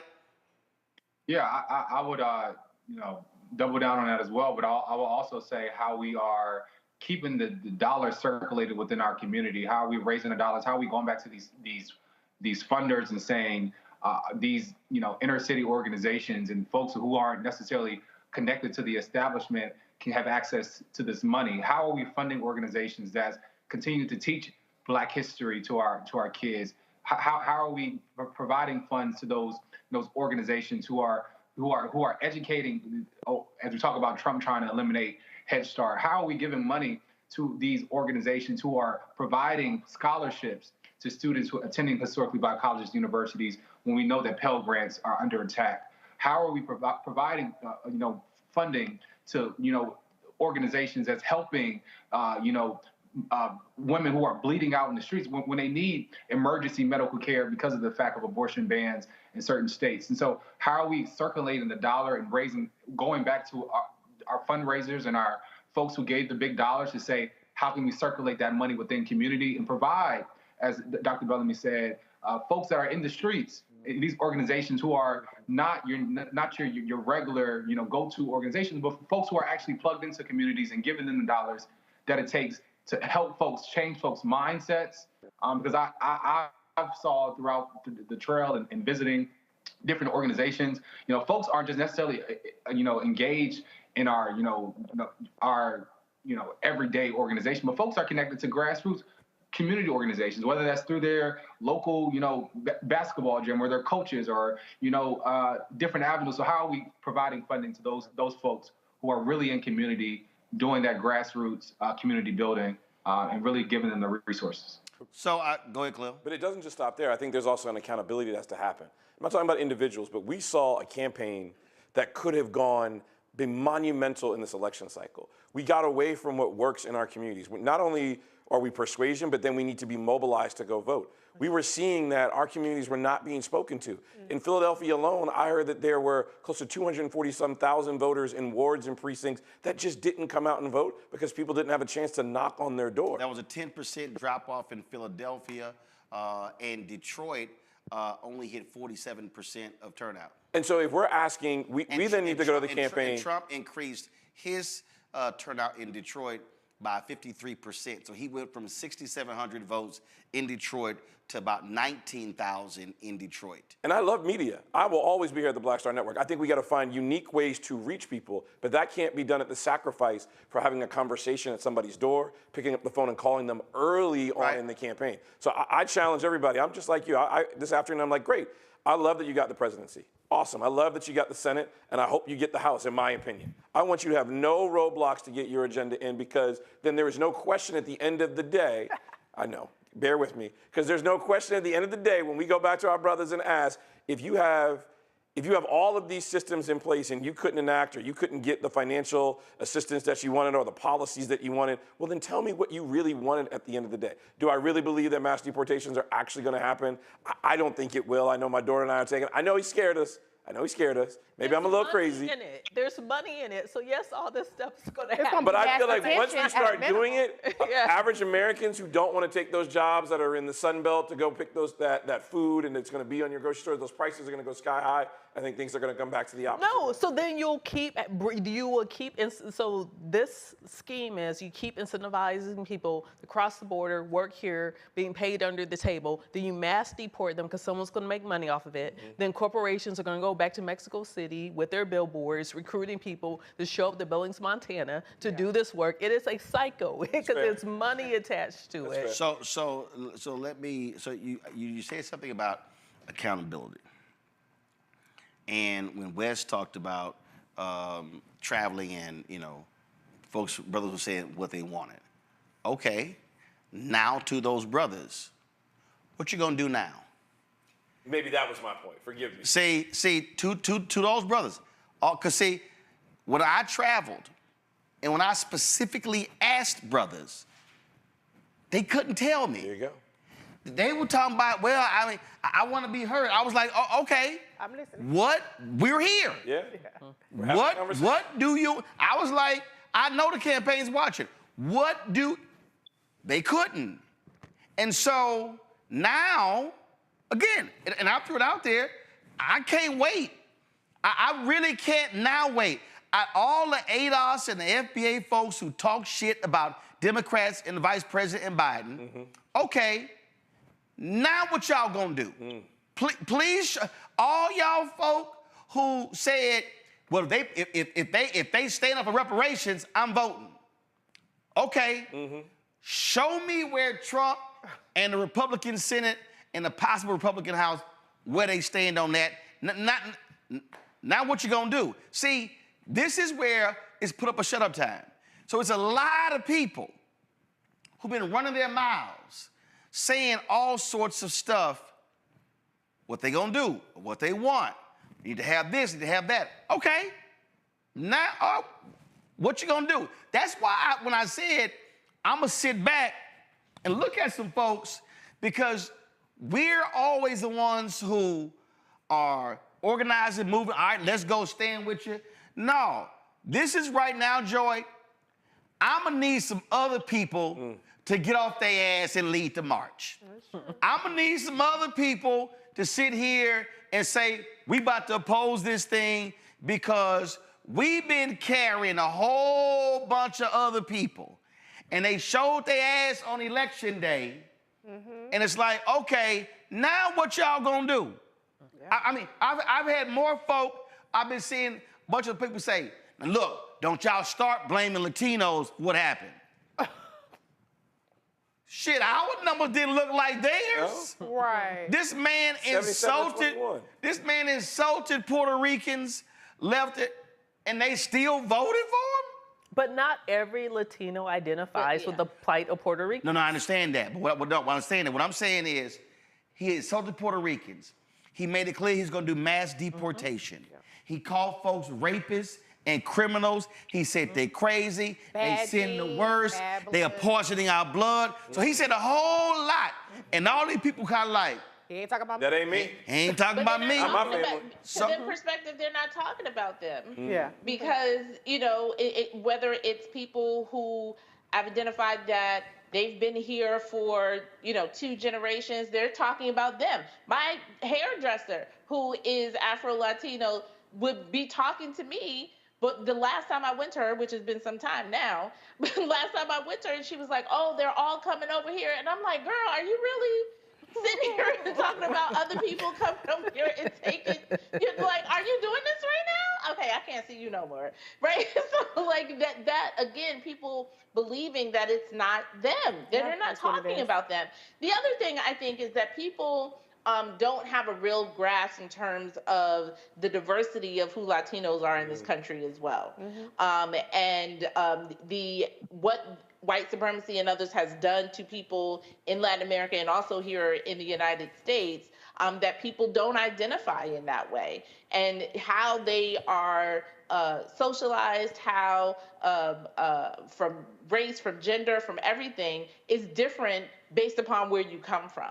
And I think people do that wholesale Latino thing, but Latinos don't themselves.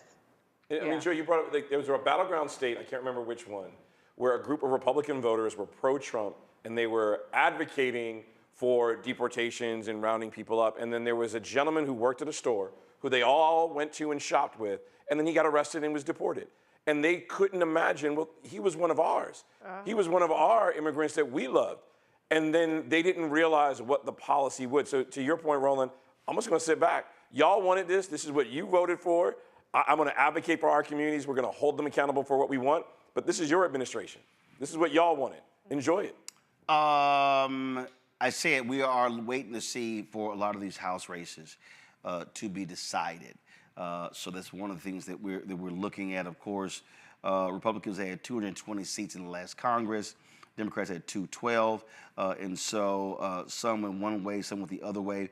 We also talked about some of the critical elections. You look at some of the state elections. There were some Supreme Court pickups that also took place. Democrats now control the Supreme Court in Michigan. We saw what the Republicans did with redistricting commission in Ohio, how they purposely screwed that language up. That's one of the reasons why it went down. Hopefully the people there will try to get it back on the ballot. You know, I think what people need to understand, and this be our final point here, and Joe, I'll start with you. What they need to understand is last night happened because the election, the populace went this way. Yep, that's exactly right. Facts are facts. When the populace goes this way, Republicans win. When it contracts, when it expands, then Democrats likely win. I'm saying Republicans and Democrats because I'm also looking at agenda policies that speak to our interest. And so, you've got state elections coming up. You got midterms coming up in 2026. Jamie Harrison, according to Reuters, has made it clear he's not running for DNC chair. So the question now comes in, who then will be DNC chair? Joy, I'll throw it out to you. Is there a name or what type of person do you think the DNC needs to lead them over the next couple of years? Or really over the next 4 years? Right. You need someone who is focused on building infrastructure, number one. And that is building infrastructure in the states and really digging down deep into the numbers and the state entities that we have and what they need. Some need additional funding. Some are not only fighting back against their own selves within a party structure, but then also we're fighting against Republicans. So everybody is going to need something different. And you need to focus on building that infrastructure that you talked about, not only from a national standpoint, the communication structure, the organizers, the communicators, all of the stuff that you've talked before, but also how are you building infrastructure in key states? And also someone who has the foresight to build an infrastructure that is inclusive of the base and the people that you want to grow into. And lastly, I would say someone who has the spine enough to push back against the funders and the donors who always want to go with what they know and what they are comfortable in funding. Yeah. Because that is another piece of particularly in the Democratic Party, right, is that people are going to follow what is getting funded. Mm-hmm. And if they can grow a spine and put forth a plan and agenda to build the infrastructure that's necessary, and then tell donors and others, this is our path forward, this is what we need, and this is what we need to fund in order to grow this party, in order to win back, not only going into the midterms, but going, like I said, looking forward to redistricting, right? Like this is an all hands on deck and being forward thinking and not just being on the defensive for the next 4 years. Reese. I was hoping you were going to be next. I think to El Joy's point, infrastructure, but I would say emphasizing information infrastructure as well. I've said it a million times, so I'm a broken record, but we cannot organically win a war on information that is invested in to the tune of $1 billion. We cannot win a war with people just saying things out of conviction. We have to cultivate our side. And so we could talk about a Roland, but Roland does not have the resources as much as he has the reach and as much as he has the credibility. We done made a whole lot with little. Exactly. So we always on a shoestring budget and we always clawing and finding our way to something. And everybody else is swimming in cash. And so we have to invest in the information infrastructure. I think we have to get creative. Or I should say, we should have to be a little bit less squeamish about people who don't necessarily look like the people who people should be listening to Dr. West's point that he made earlier. Not everybody is going to be straight-laced and whatever, but you gotta open up the door to people who don't always communicate in the way that people are, that the Democratic Party always feels comfortable with. And then there is one other point I had. It's slipping off, but it's going to come back to me. So come back around to me. But there was one other thing I really, really wanted to say, but I have to think about it. Khalil? An organizer. Someone who can get with all of the coalitions in this big tent party, bring them together. I think Howard Dean's 50-state strategy was critical and important. We need to find organizers in the Democratic Party that can go, as LaJoy said, at a state, local, and municipal precinct level and dig deep. We don't need you necessarily to be on the ground, but we need you to work with the groups that are on the ground already doing the work and amplify their work on a national level. Then we need to talk about resources. I love that we invest in media, but I am sure we paid for certain people's certain people's third and fourth Nantucket homes of the billions of dollars that were raised on this campaign. Mm-hmm. I am frustrated that more Black-owned, and by Black-owned, because I saw this article, I don't mean a equity partner that's of a white-owned firm. I mean a Black-owned business that pays for the EIN and the taxes at the end of the year, that does the 990 themselves, and it is Black-owned.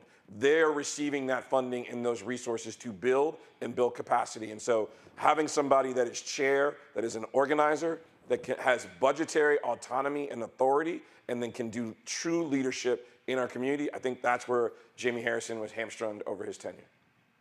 Rebecca. I said this earlier, I think the Democratic Party needs to have a civil war. There is no new leader, there is no path forward until you actually fight for the heart and soul of the Democratic Party. The person who should lead the Democratic Party should be someone who has skin in the game, They actually have a personal, they actually have a personal stake connected to the outcome of what happens. Unfortunately, there are a lot of people who raise money, make money off the Democratic Party. They're going to be fine. But I also want to pivot slightly. For Black folks, I'm more concerned about what Black folks should be doing, less with the Democratic Party, because the Democratic Party was created by white people for white people. We happen to be using, the Black people as a collective happen to be using the Democratic Party now, because compared to where the Republican Party is now, Democratic Party seems like the party that it is easier to have those negotiations with versus this current Republican Party, even though 50 years ago it looked different. Black folks were able to negotiate with the Republicans. So saying all that, I think for those who are going to organize within Black communities, for Black folks, stop going on the Democratic Party banner and using the Democratic Party as shorthand. Just like I said, Democrats are lazy when they want to go to the beauty shops, they want to go to the barber shops, even though a lot of the beauty and barber shops are different now. You go in suites now. It's no longer this big community shop the way it used to be. But saying that, mine come here to cut my hair. Well, see, no, I'm just saying. No, what I'm saying is that, I mean, yeah, it's different. You got barbers now who have mobile units. It's just, we're living in a different environment. Yes, so people have to keep up. So I think with organizing Black communities, if you're organizing within our communities and you're Black, you have to lead on issues, talk about topics, then connect the dots with how things work, how civics work, for people to understand it. You have to show impact. You have to lead with issues and impact to daily life. Instead of saying, oh, well, it's the Democrats, vote blue no matter who. No, I will not. I will skip that line. You know, the other thing is I was talking to an organizer who's much younger than me, and he was actually asking me about the role of AI.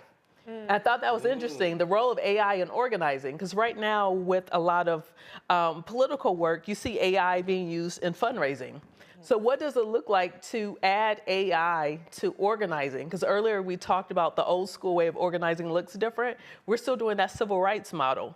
So what does it look like, especially as Gen Z is starting to age? They're 12 to 27 years old. So now the 18 to 27-year-olds can now vote.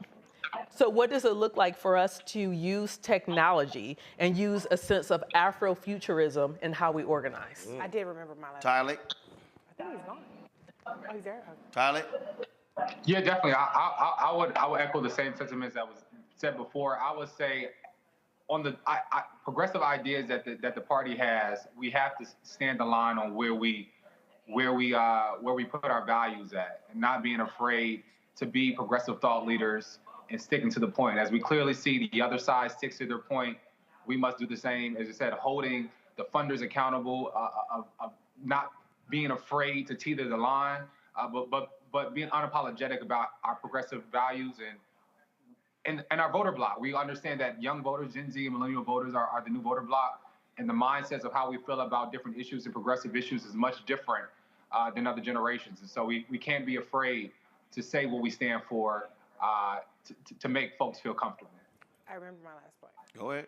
So the last thing I wanted to really say is that, and I'm not saying that this applies to Jamie Harrison, but when we're talking about going forward, we need somebody who can rid the party of this elitist attitude, this dismissiveness of large swaths of the voters, and dismissiveness about what is moving the needle with people that we need to bring out to the ballot box. I mean, there were a lot of things that went unanswered this election cycle. There are a lot of disinformation talking points, dissatisfaction with funding for Ukraine, for instance, dissatisfaction with immigration, dissatisfaction with trans. And I don't think we should throw trans people under the bus, but my point is that we need people who have their finger on the pulse and who will answer to the things that are bubbling up, instead of being like, well, we're just gonna have message discipline and we're gonna focus on these things and that stuff ain't gonna matter at the end of the day. No, it all matters. And so that is one of the biggest parts. And when we're talking about Black people specifically, Rebecca,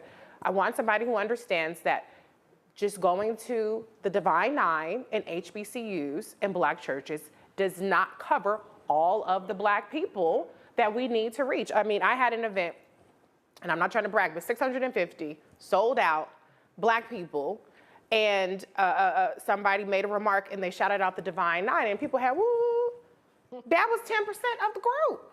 Yes. Okay, what about the other 600 people there? And so, you know, you have to reach every person. And there's, you know, we're gonna be like, yeah, y'all, what's up? We're gonna big up you, but at the end of the day, Black people are no more monolithic than Latinos are. There are Black Latinos. And so we need people who understand that you have to do more to reach more of us, and you have to pay attention to the things that people might think are stupid that somebody's listening to. That's dumb if they believe that, but they are. So what are we gonna do about it? And we have 4 years that we need to start today. And we have 4 to 2028, but 2 to the midterms, and next year for Virginia, where we need to start moving the needle on the things that the Republicans have had a 6-year head start on moving the needle with our voters and getting them dissuaded and getting them to choose the couch. So I'll say this here. I think the next leader of the Democratic National Committee has to come in with a big-ass trash can. I think the next leader of the Democratic National Committee has to make it clear that there are consultants and folks under contract who should be given their walking papers. Because the advice and the counsel that was given was shameful. The DNC, even though the DNC chair cannot control PACs, Future Forward needs to get called out. How are you the designated PAC for the campaign?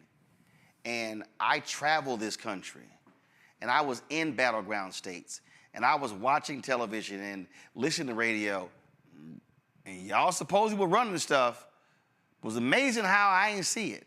But I saw lots of Make America Great Again PAC and Trump campaign commercials. So I think that's one. 2, you've got to have a leader who can communicate in the streets and the suites. You've got to have somebody who is aggressive enough to go on media outlets, and not just MSNBC, but showing your ass up to this show, to Sirius XM radio shows, going to other digital shows and podcasts, and actually having a media strategy. Yeah. It means hiring a team to put back together the Black political infrastructure that was obliterated when Obama was president. That has to happen as well.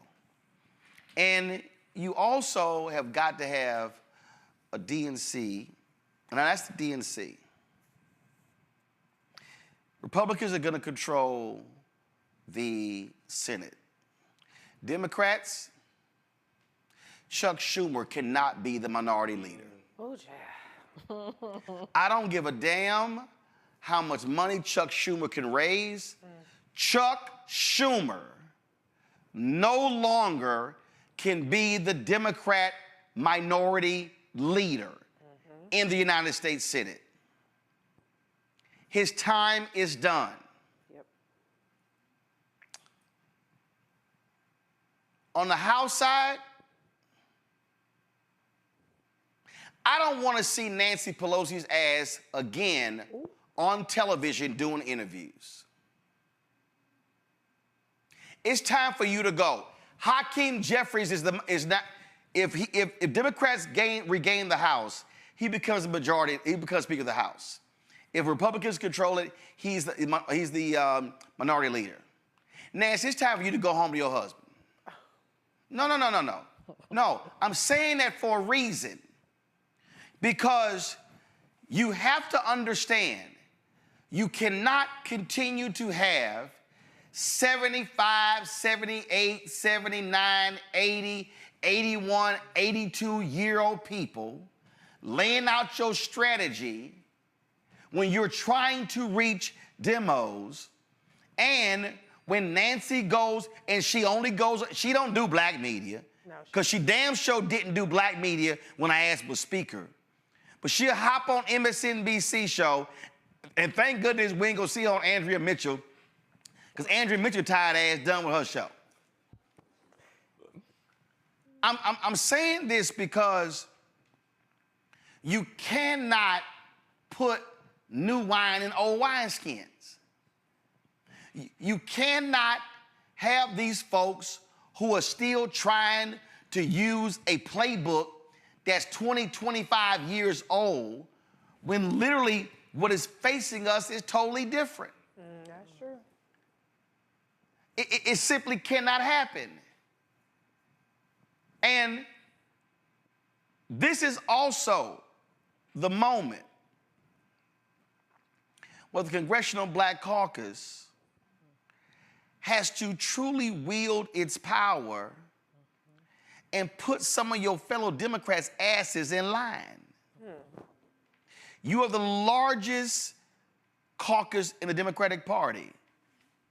You should be setting the agenda.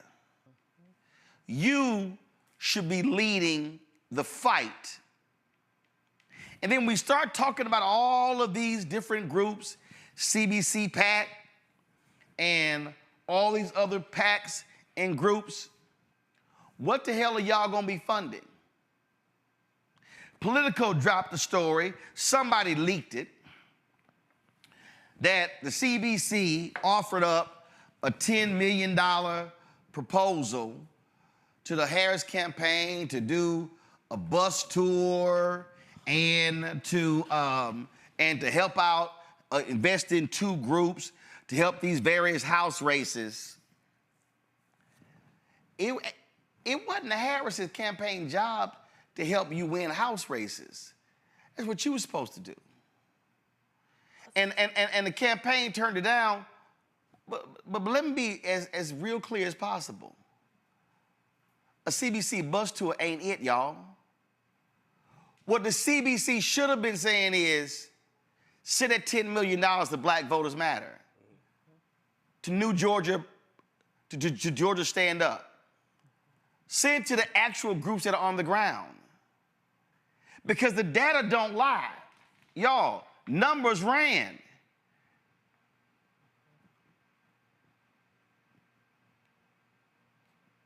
Michigan, as of right now, and again, what did I say? Detroit, 47% turnout. Oh, my God. She lost Michigan by 81,750 votes. Pennsylvania, I told y'all, 10% drop off in Philadelphia. Some say that comes out to be about 250,000 votes. She lost Pennsylvania by 130,487 votes. Wisconsin, what did I tell y'all what happened in 2022?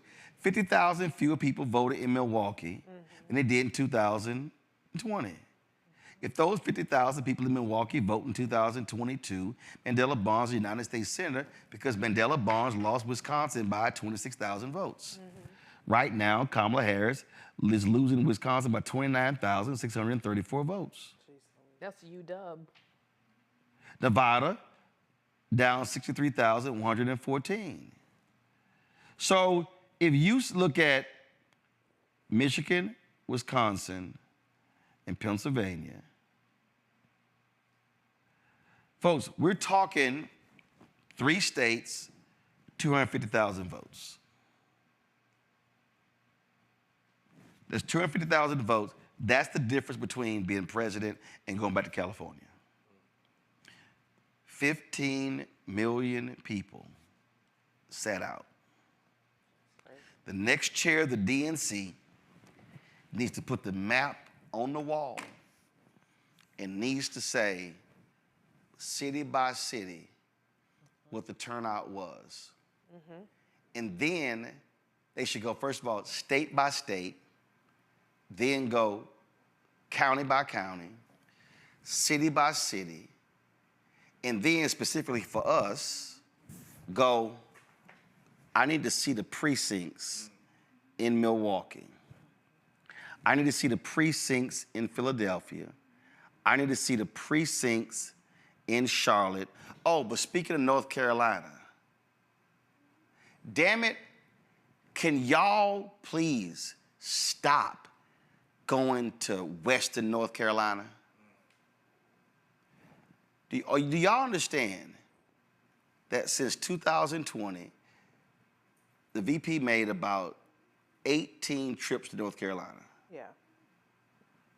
1 to Eastern North Carolina.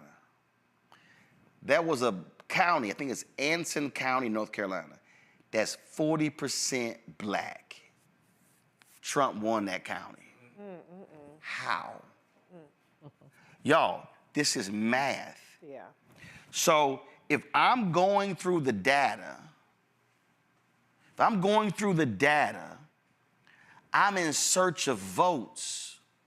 And now I'm saying the data is showing who did not show up.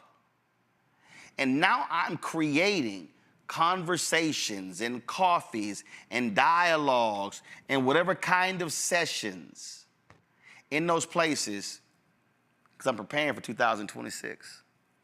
I can tell you what Speaker Don Scott in Virginia is already doing. I can guarantee you, Don ain't waiting until the fall for the elections in Virginia.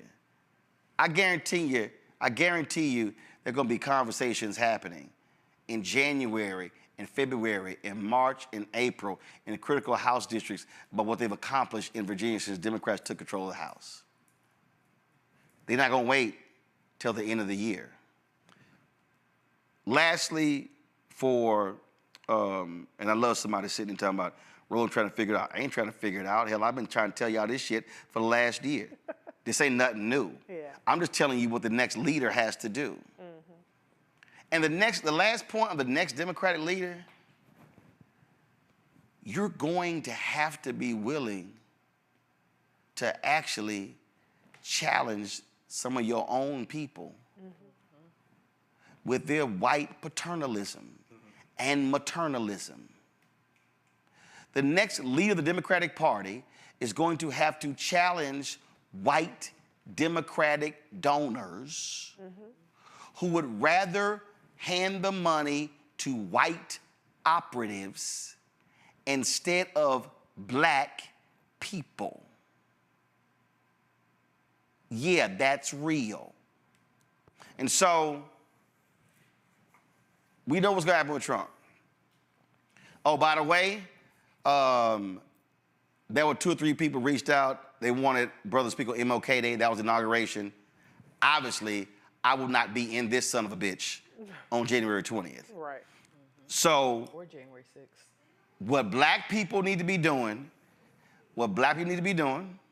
is go through the grieving period, take your time, be pissed off, but come Monday, and I give you till Monday. Come Monday, it's time to go to work. Because that evil son of a bitch will be doing evil stuff. Yeah. And we better be prepared to swing back and take their ass out in 2026. I'm gonna be pulling the data to see which Senate races are happening.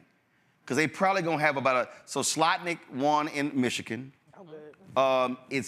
I saw one piece. Well, she pulled it off? Yeah, she pulled it off. Rosen may lose in Nevada, depending upon because they're still accounting ballots.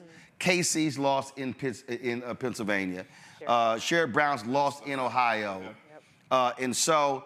What about Tester? He lost. Tester lost. So they may. Yeah, so they may have a 55-45 margin in the United States Senate. Okay. 26 is tough too. That's a tough map too. So 26. Georgia? Yeah. Oh, I'm glad you mentioned Georgia. So let me just go ahead and say this. I spent 5 weeks on the ground helping Warnock and Ossoff get elected. Ossoff has not come on this show one time. And I have personally said to him 3 different times that they're not coming on. And I said also, you got my number, right? He does. Now, I told his staff in 21 and 22 and 23 and 24, Your ass gonna be running for re-election in 26. And let me remind Ossoff's staff, Warnock ain't on the ballot this time. You're gonna have to wait. You barely won last time. So let me just be real clear to these white Democratic senators and House members. Y'all gonna need black folks. Ossoff, you gonna need black votes. I would advise you and your staff to come talk to black people and don't come holler in 2026.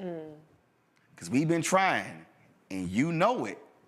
Because not only has my producer been emailing your staff, I personally spoke to you 3 separate times.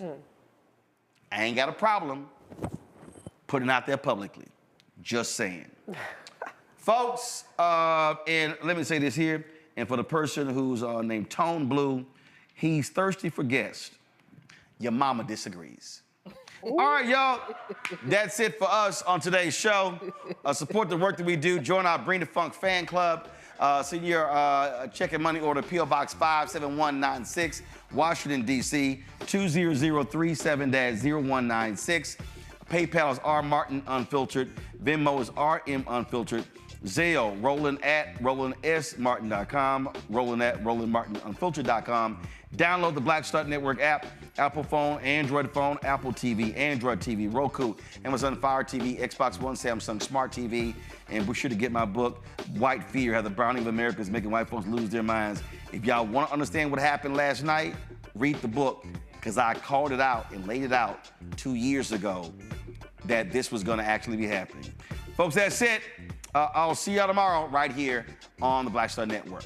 Holla! Folks, Black Star Network is here. Hold no punches. I'm real revolutionary right now. Black power. Support this man, Black media. He makes sure that our stories are told. Thank you for being the voice of Black America, Roland. Stay black. I love y'all. All momentum we have now, we have to keep this going. The video looks phenomenal. See, there's a difference between Black Star Network and black-owned media and something like CNN. You can't be black-owned media and be scared. It's time to be smart. Bring your eyeballs home. You dig?